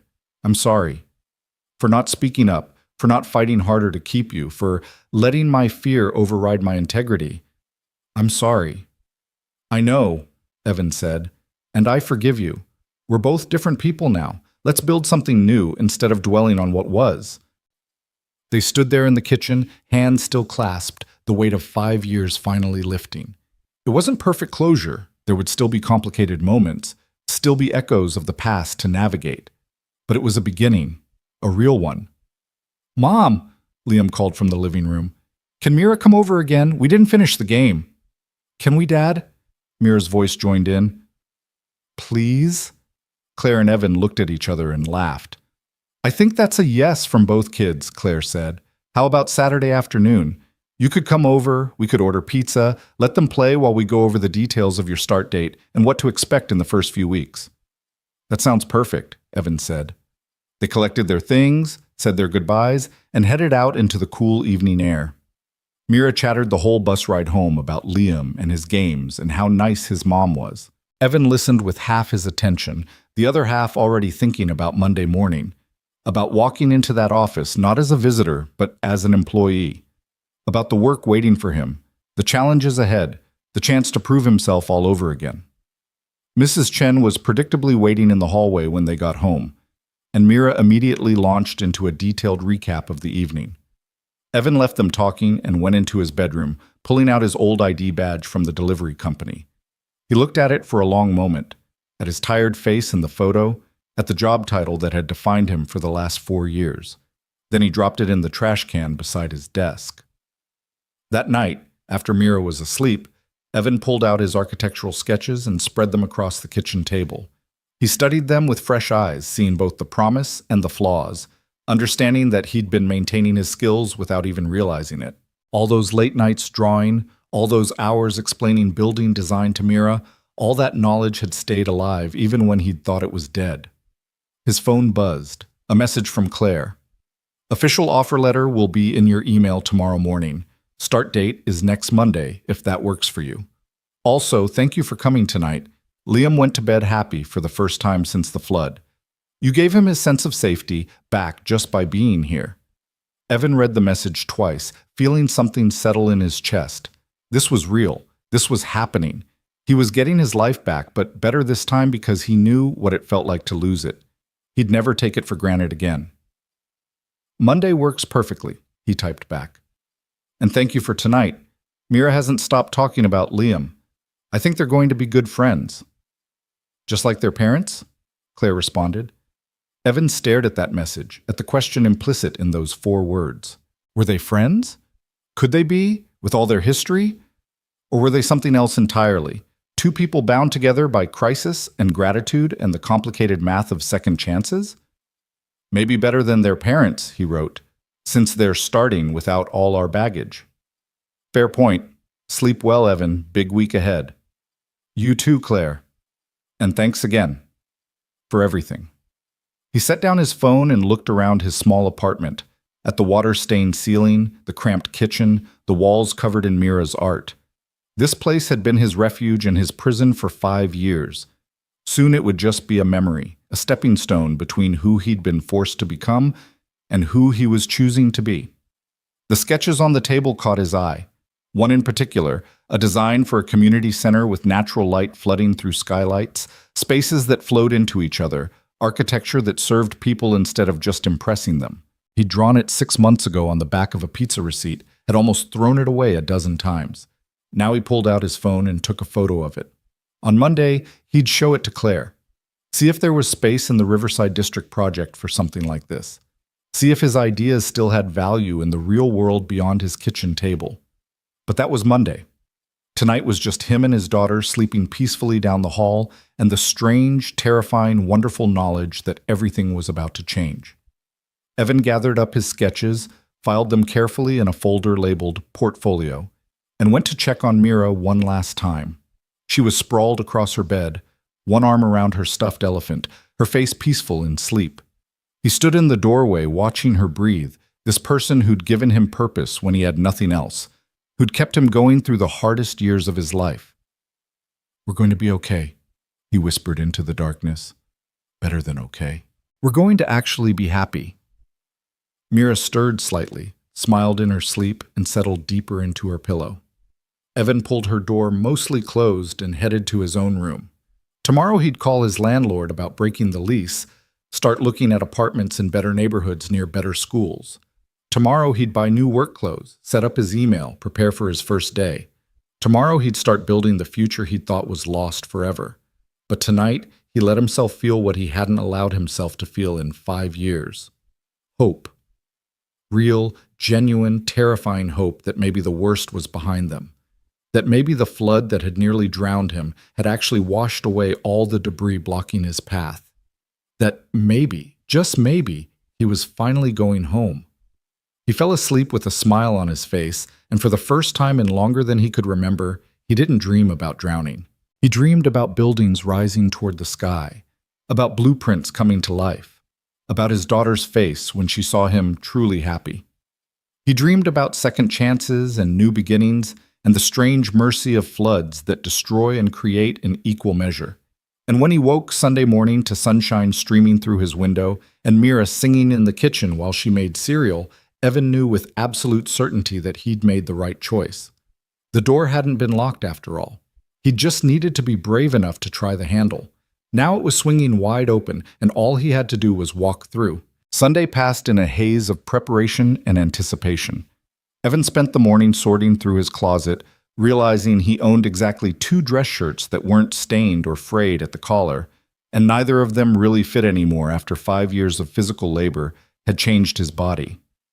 Mrs. Chen appeared at noon with her grandson Marcus in tow, and before Evan could protest, he was being measured for 2 new shirts that Marcus swore he could have ready by Monday morning from a friend who owed him a favor. "You can't show up to fancy architecture job looking like you got dressed at thrift store," Mrs. Chen declared, ignoring Evan's weak protests about not being able to afford new clothes right now. "Consider it investment in your future. You pay me back when you get first paycheck, yes?" So Evan found himself the recipient of an entire community's investment in his success. Mrs. Chen's loans, Marco's discounted haircut, the neighbor 2 floors down who heard about his new job and dropped off a leather portfolio that her late husband used to carry. By Sunday evening, Evan looked at himself in the mirror and saw someone who might actually belong in that office, who might actually deserve the chance he was being given. Mira sat on his bed watching him try on different combinations of shirts and ties, offering commentary with the brutal honesty only children possessed. "That tie makes you look like you're going to a funeral," she announced when he tried a dark gray one. "Try the blue one. Blue is good for first days." "How do you know that?" Evan asked, switching ties. "Mrs. Chen told me. She knows everything about being professional. Her son was a lawyer, remember?" "Was?" "He passed away," Mira said matter-of-factly. "That's why she's so invested in helping you. She said you remind her of him, always trying to do the right thing even when it's hard." Evan felt his throat tighten. He'd known Mrs. Chen had lost her son years ago, but he hadn't realized she saw echoes of him in Evan. The weight of that trust, that hope she was placing in him, felt both humbling and terrifying.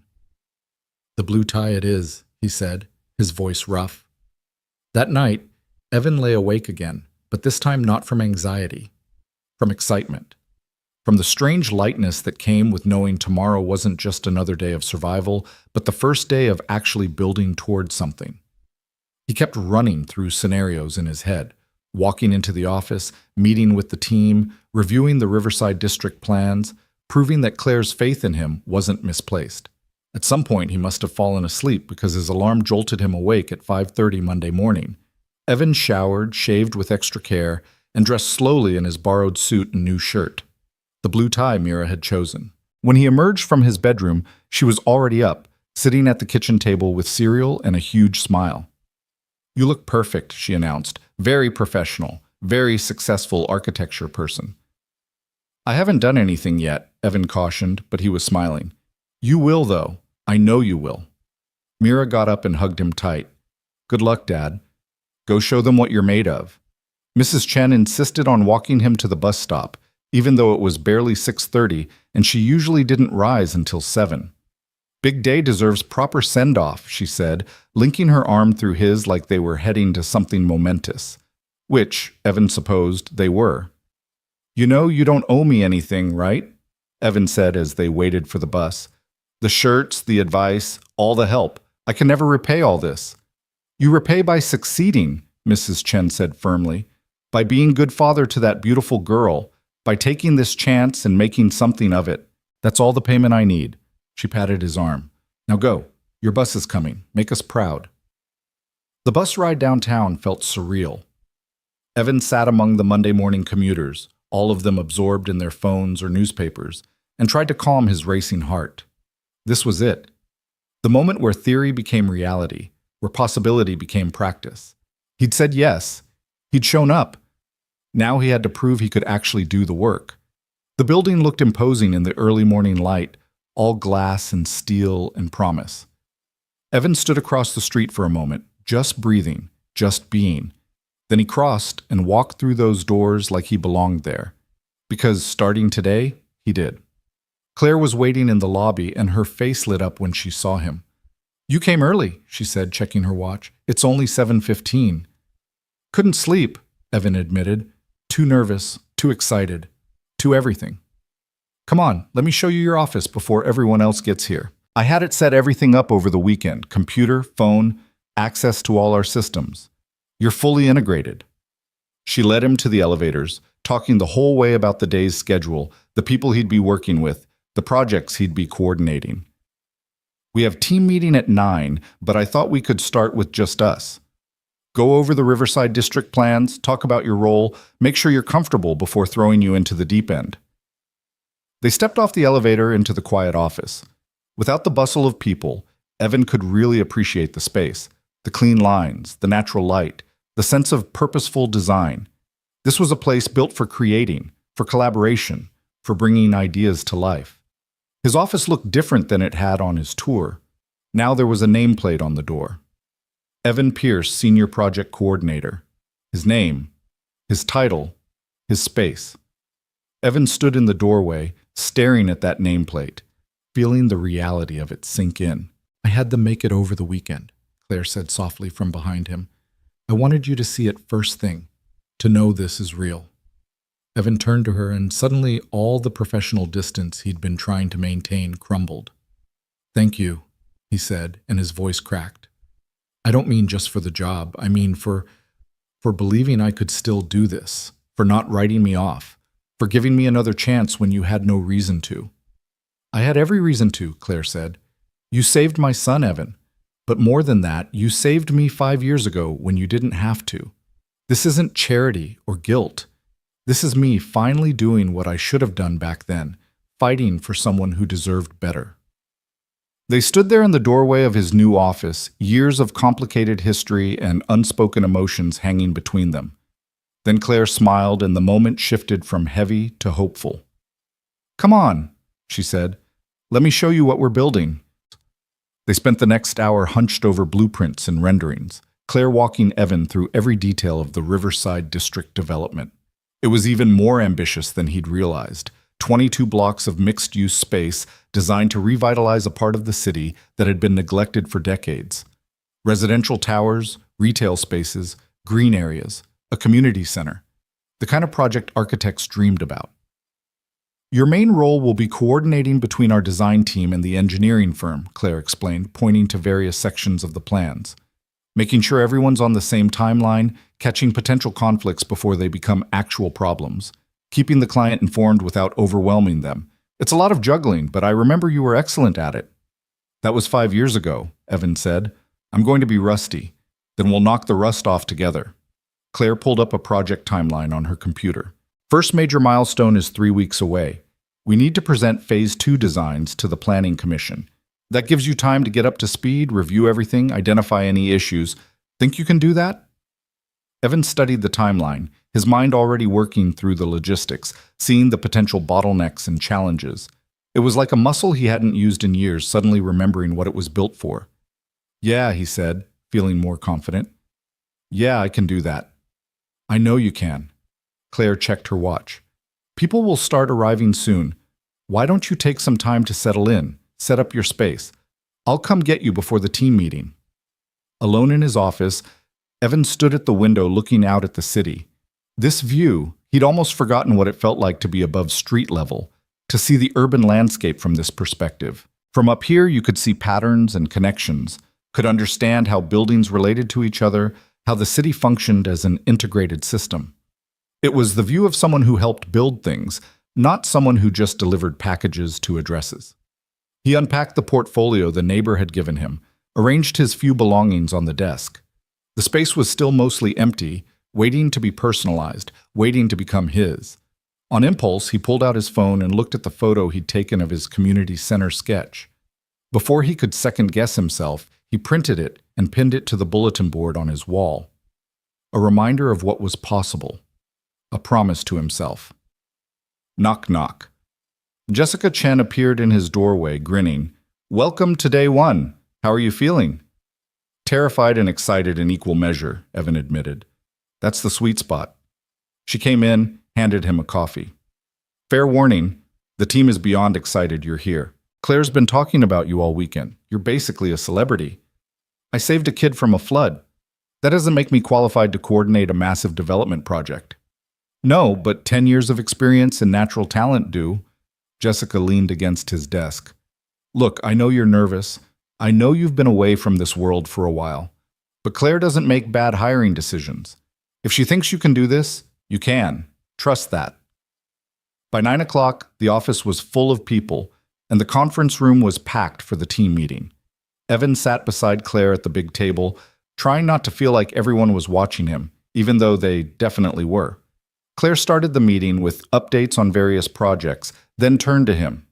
"As you all know, Evan Pierce has joined us as Senior Project Coordinator for the Riverside District Development.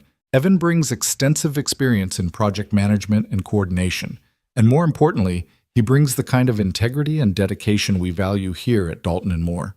She looked at him with a warmth that made his chest tight. "Evan, want to say a few words?" Every face in the room turned to him expectantly. Evan took a breath, stood up, and tried to remember how to speak in front of a group. "I'm grateful to be here," he started, his voice stronger than he expected. 5 years ago, I left this field under difficult circumstances. I spent those years doing work that taught me a lot about resilience, about persistence, about what really matters. I'm not the same person I was then. I'm better, more grounded, more aware of how lucky I am to get a second chance at doing work I love. He looked around the room, making eye contact. "I know I have a lot to prove. I know I'll make mistakes as I get back up to speed. But I promise you this, I'll work harder than anyone else in this room. I'll do everything I can to make this project succeed, and I won't take a single day of this opportunity for granted." The room erupted in applause, and Evan felt his face heat. But he also felt something else. Acceptance. Welcome. These people wanted him here. They were rooting for him. That made all the difference. The meeting continued with technical discussions about various projects. Evan listened intently, taking notes, asking questions when things weren't clear. It was like learning a language he used to speak fluently, but had forgotten some vocabulary. The basics were still there, muscle memory kicking in, but he had to work to keep up. After the meeting, people approached him one by one, introducing themselves properly, offering help, sharing their excitement about the Riverside project. Thomas Marlowe, the structural engineer who'd remembered him from before, pulled him aside. "I meant what I said last week," Thomas said quietly. "You were good at this work before. My guess is you're even better now. Don't let imposter syndrome tell you otherwise." "How did you know I was dealing with imposter syndrome?" Evan asked. "Because everyone deals with it. The good ones, anyway. The ones who care enough to worry about doing the job right." Thomas clapped him on the shoulder. "You'll be fine, Pierce. Just trust your instincts." The first week passed in a blur of meetings, review sessions, and late nights trying to absorb 5 years' worth of changes in building codes, software, and industry practices. Evan arrived early and stayed late, determined to prove he deserved to be there. He took stacks of documents home, studying project specifications and construction schedules after Mira went to bed. "Dad, you're doing that thing again," Mira said Friday evening, finding him at the kitchen table with blueprints spread everywhere. "What thing?" "Being here, but not here. Like your brain is at work even though your body is home." She climbed into the chair beside him. "Is the job too hard? Are you okay?" Evan set down his pen, giving her his full attention. The job is challenging, really challenging, but I'm okay. Better than okay, actually. I'm remembering how much I love this work. Even when it's hard? Especially when it's hard, because hard means it matters. Hard means I'm building something real. He pulled her onto his lap like he did when she was smaller. But you're right. I need to be better about leaving work at work. How about tomorrow we do something fun? Just you and me? Can we go back to the art museum? I want to show you the new exhibition Mrs. Davis told us about. Art museum it is.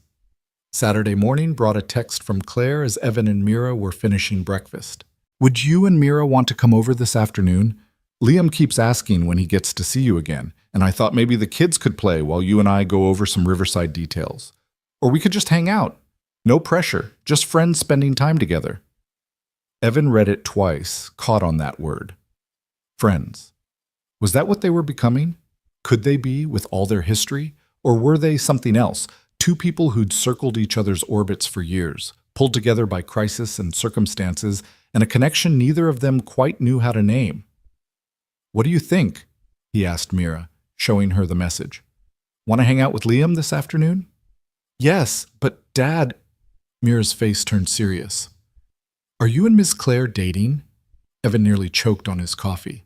What? No, why would you think that? Because you smile differently when you talk about her, and you get that look on your face like you're thinking about something nice. And she looks at you the same way. I'm not blind, Dad. We're colleagues and friends. That's all. Okay, Mira said in that tone children used when they clearly didn't believe you but were willing to let it go for now. But if you did want to date her, I'd be okay with it, just so you know. She's nice, and Liam's cool. We could be like, what's that word? A blended family? Let's not get ahead of ourselves, Evan said, his mind spinning. Was he interested in Claire that way? He hadn't even let himself consider it, had been so focused on proving himself professionally that personal feelings had seemed off limits. But Mira was right. There was something there. Something that went beyond gratitude or shared history. Something that had been growing every time they worked late together. Every time their hands brushed reaching for the same blueprint. Every time she smiled at him, like she was genuinely happy he existed. They showed up at Claire's house at 2, and the kids immediately disappeared into the backyard where Claire had set up some kind of art project involving painting rocks. Through the kitchen window, Evan and Claire watched them work, their heads bent together in concentration. They're good for each other, Claire said softly. Liam's been less anxious since meeting Mira. Having a friend who just accepts him without knowing about the flood trauma, it's been really healing. Mira adores him, Evan said. She talks about him constantly. I think she's just happy to have a friend whose parent understands what it's like to be a single parent.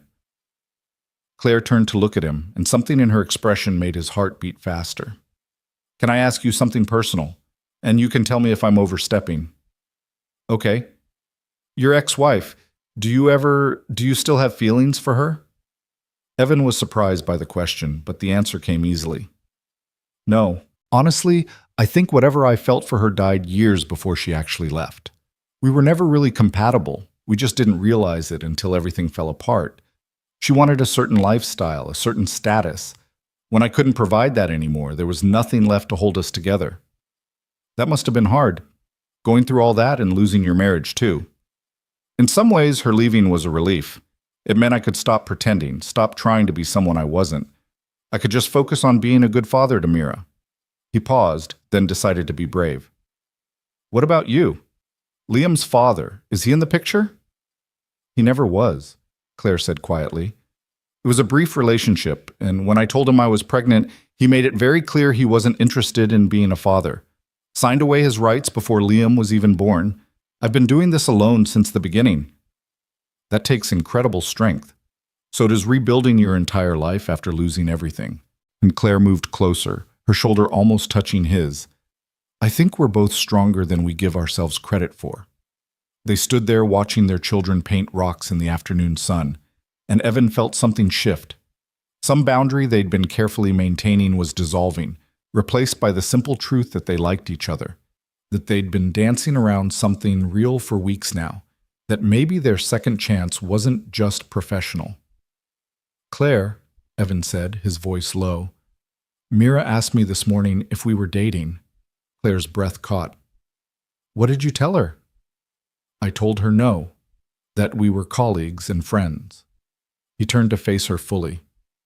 But I think I might have lied, or at least told her an incomplete truth. What's the complete truth? Claire asked, her eyes searching his face. The complete truth is that I think about you constantly, that I look forward to every meeting because it means I get to see you. That when I'm working on Riverside plans, half my brain is focused on the project and half is thinking about how you'll react when I show you what I've found. He took a breath.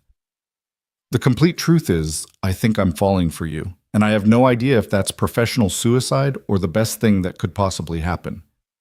Claire's hand found his, their fingers interlacing naturally, easily, like they'd been doing this for years instead of seconds. The complete truth, she said softly, is that I've been falling for you since the moment you pulled my son out of that flood. Maybe even before that. Maybe I never really stopped, even when you were gone. Maybe that's why losing you 5 years ago hurt so much. Why I carried that guilt like a weight I couldn't put down. We're supposed to keep things professional, Evan said, but he was smiling, his thumb tracing circles on her palm. We're supposed to do a lot of things, Claire countered, but sometimes what we're supposed to do and what we should do are different things. Outside, Mira looked up from her rock painting and caught sight of them through the window. Her face broke into the biggest smile Evan had ever seen, and she immediately turned to Liam to whisper something that made him look up too. Both kids started giggling, pointing at their parents, clearly delighted by what they were witnessing. I think our cover is blown, Evan said, laughing. Good, Claire said.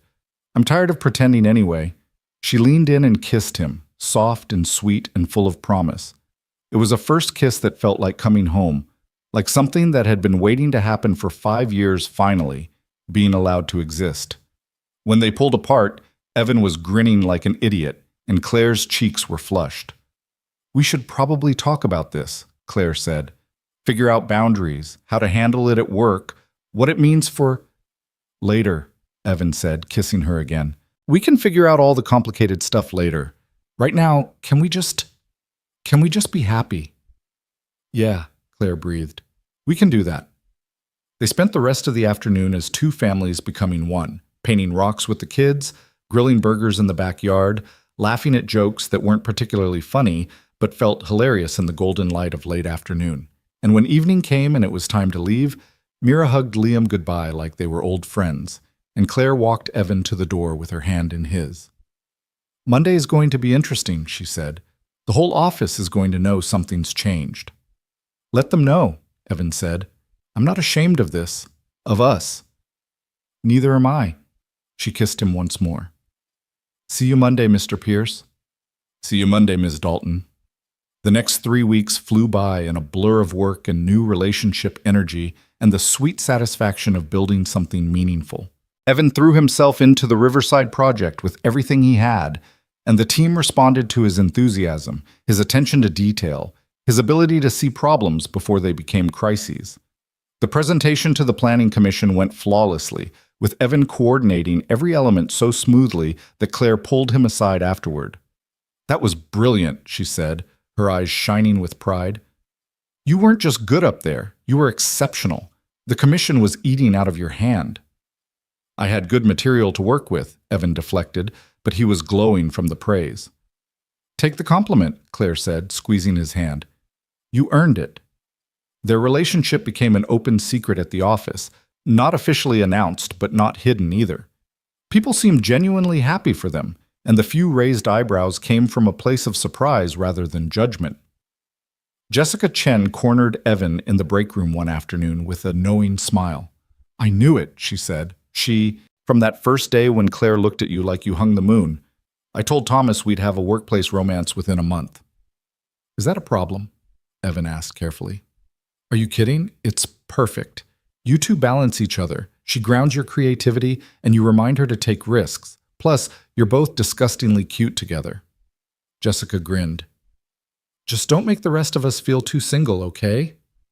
At home, Mira and Mrs. Chen were equally invested in the relationship's progress. Mira had taken to drawing pictures of all 4 of them together, her and Evan and Claire and Liam, like she was manifesting a future family into existence through sheer artistic will. Mrs. Chen had started making extra casseroles in case Claire and Liam want to join you for dinner, with increasing frequency. "You're all very subtle," Evan told them one evening when yet another casserole appeared at the door. "We're not trying to be subtle," Mira said. "We're trying to be supportive. There's a difference." 6 weeks into his new position, Claire called Evan into her office with an expression he couldn't quite read. His stomach dropped. Had he made a mistake? Was the 3-month trial period being cut short? Had he done something wrong? "Sit down," Claire said, gesturing to the chair across from her desk. When he did, she slid a document across to him. "The partners and I had a meeting this morning. About you." Evan's heart sank. "And?" "And we're unanimous." Claire's face broke into a smile. "We want to extend the partnership offer early. You've proven yourself 10 times over in just 6 weeks, Evan. The Riverside project is ahead of schedule and under budget. The team adores you, and you've already identified 3 potential issues that would have cost us millions if they'd gone unnoticed. You're not just meeting expectations, you're exceeding them." Evan stared at the document. Partnership. Equity in the firm. His name on the letterhead alongside Claire's. I don't know what to say." "Say yes," Claire urged. "Say you'll take the leap and be my partner. In business and—" She paused, suddenly vulnerable. "And maybe in everything else too. If you want that.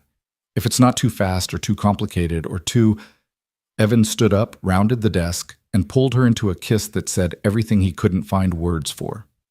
Yes to the partnership. Yes to the future. Yes to building something beautiful together, both professionally and personally. Yes to all of it. "Is that a yes?" Claire asked when they finally broke apart, both of them laughing. "That's a hell yes," Evan said. They told the team at the next company meeting, and the applause was thunderous. Thomas Marlowe stood up and raised his coffee cup in a toast.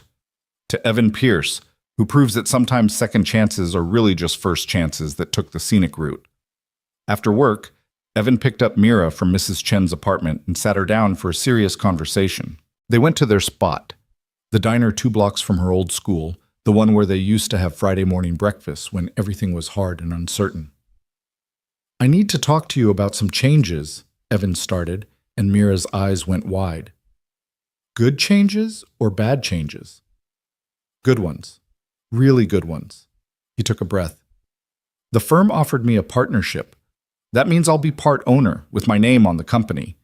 It also means more money, enough that we can move to a better apartment, and I can afford those art lessons you've been wanting." Mira's face lit up. "Dad, that's amazing." "There's more," Evan continued. "Claire and I have been talking about what comes next for us.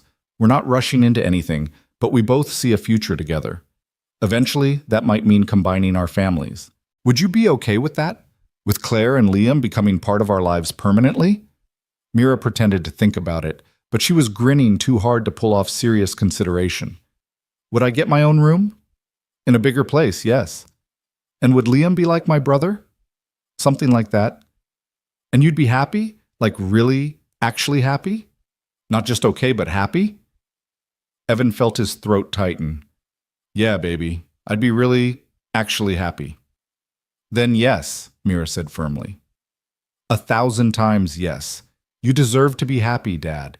You've spent so long taking care of me and making sure I was okay. It's time someone took care of you too."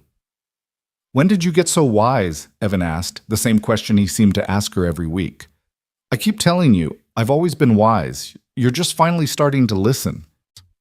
3 months after that rainstorm, after the flood that had changed everything, Evan stood in the conference room of Dalton and Moore presenting the final phase designs for the Riverside District development. The Planning Commission was impressed. The client was thrilled. His team had worked seamlessly to create something truly special, architecture that served people, that built community, that would stand for generations. In the front row, Claire watched him with pride and love written all over her face. Beside her sat Liam and Mira, the kids having begged to come see Dad's big presentation. They were holding hands, these 2 children who'd found friendship in the aftermath of trauma, who'd helped their parents find their way back to life. When the presentation ended and the applause began, Evan caught Claire's eye across the room. She mouthed 2 words. "You did it." But Evan knew the truth. They'd done it. Together. Through crisis and courage and the willingness to try door handles even when they seemed locked. Through second chances and new beginnings, and the understanding that sometimes the worst storms cleared the path to the best destinations. After the meeting, as people milled around congratulating the team, Thomas Marlowe pulled Evan aside one more time. "You know what the difference is," the old engineer said, "between who you were 5 years ago and who you are now." "What's that?" 5 years ago, you were talented but hungry. You worked hard because you wanted to prove something. Now you work hard because you love the work, because you know what it means to lose it, and you're grateful every day that you get to do it. Thomas smiled. That's what makes you exceptional now. Not just the skills, the appreciation. That evening, all four of them, Evan, Claire, Mira, and Liam, went to dinner at a nice restaurant downtown to celebrate. They sat at a table by the window overlooking the city, talking and laughing and planning the future. Mira showed Liam her sketches for a painting she wanted to do, and Claire's hand found Evan's under the table, their fingers interlacing in that natural way they'd developed. "I have an announcement," Claire said during dessert. All three heads turned to her. "I've been thinking about the firm's name. Dalton and Moore doesn't really reflect who we are anymore. Marcus is long gone, and we've built something new, something better." She looked at Evan. "I'd like to change it, if you're okay with it." "Change it to what?" Evan asked. "Dalton and Pierce," Claire said simply. "Equal partners, equal voice, building the future together." Evan felt emotion well up in his chest. His name, on the firm, next to hers. It was more than he'd ever dreamed possible that day he'd stood in the rain watching his career wash away. "I'd be honored," he managed. "Can we help with the sign?" Liam asked excitedly. "When you change the name, can Mira and I help paint it or something?" "I think that can be arranged," Claire said, laughing. Later, after they dropped the kids at Mrs. Chen's for a sleepover, a regular occurrence now that had the older woman delighted to have 2 children to spoil, Evan and Claire sat on her porch watching the sun set over the city.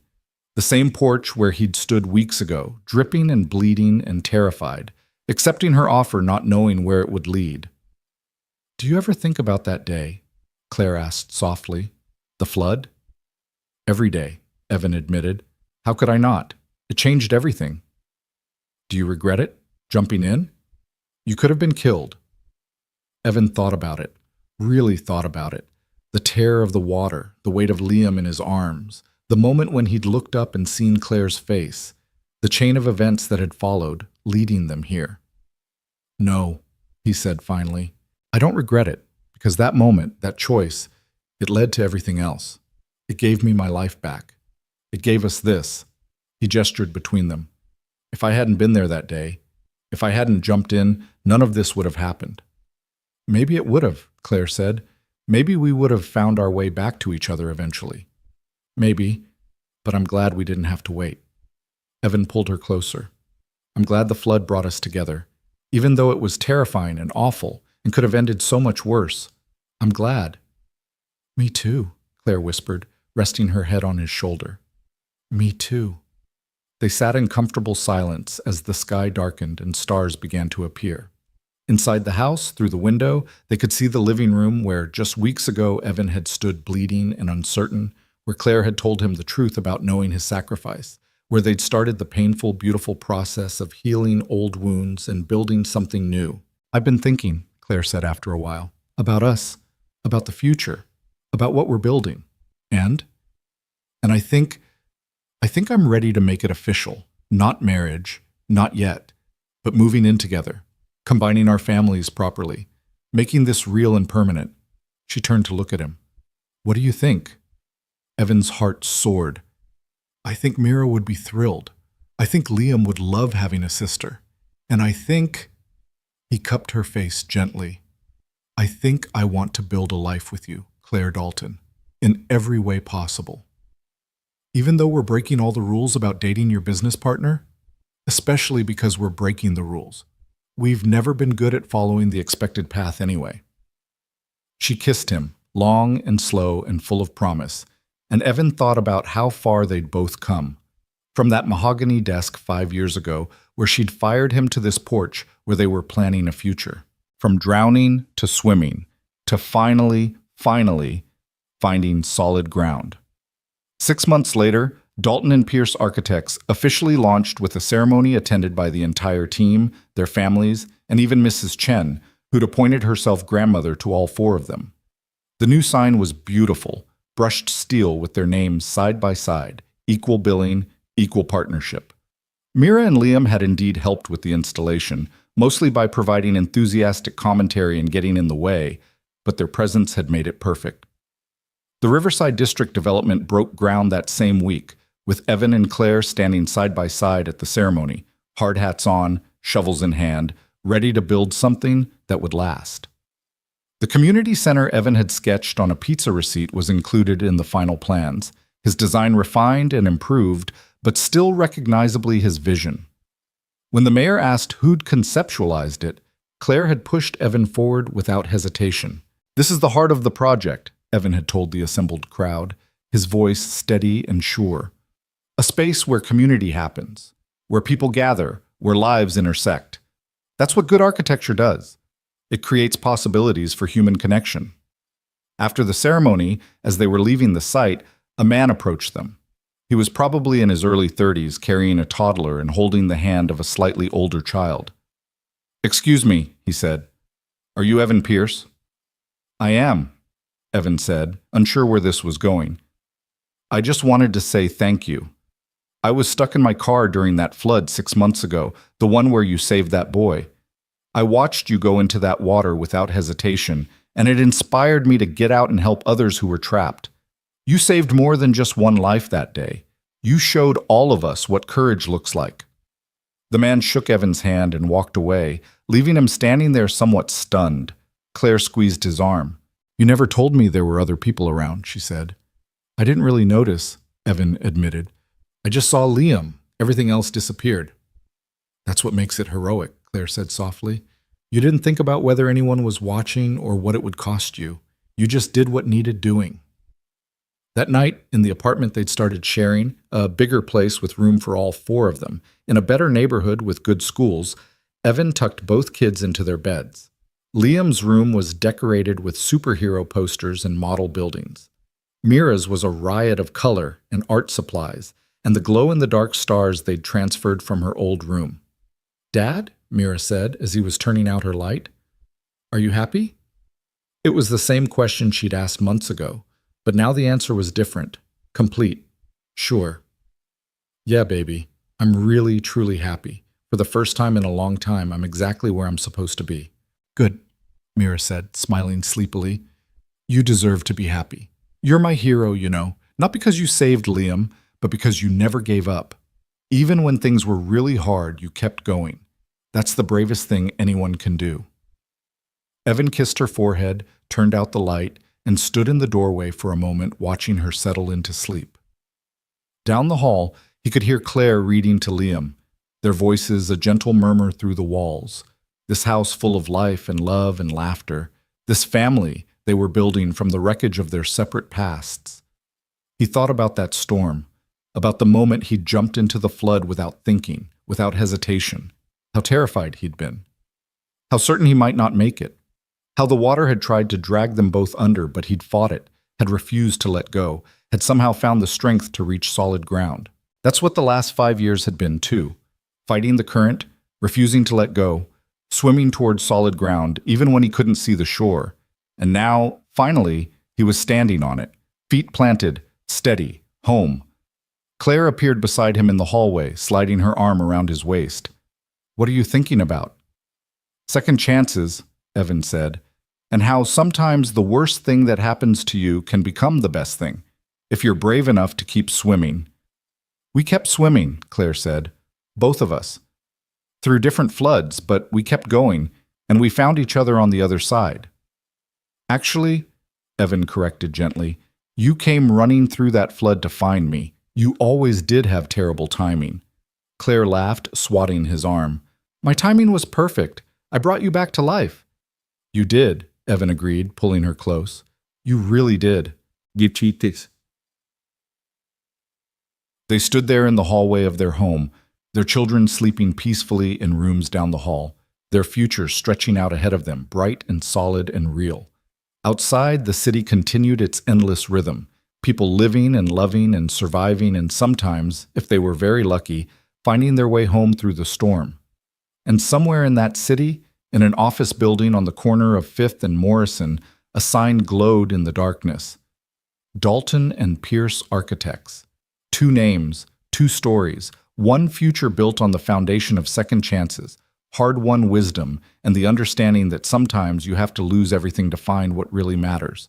The flood had come and gone, but what it left behind, what it had washed clean and made new, that would last forever.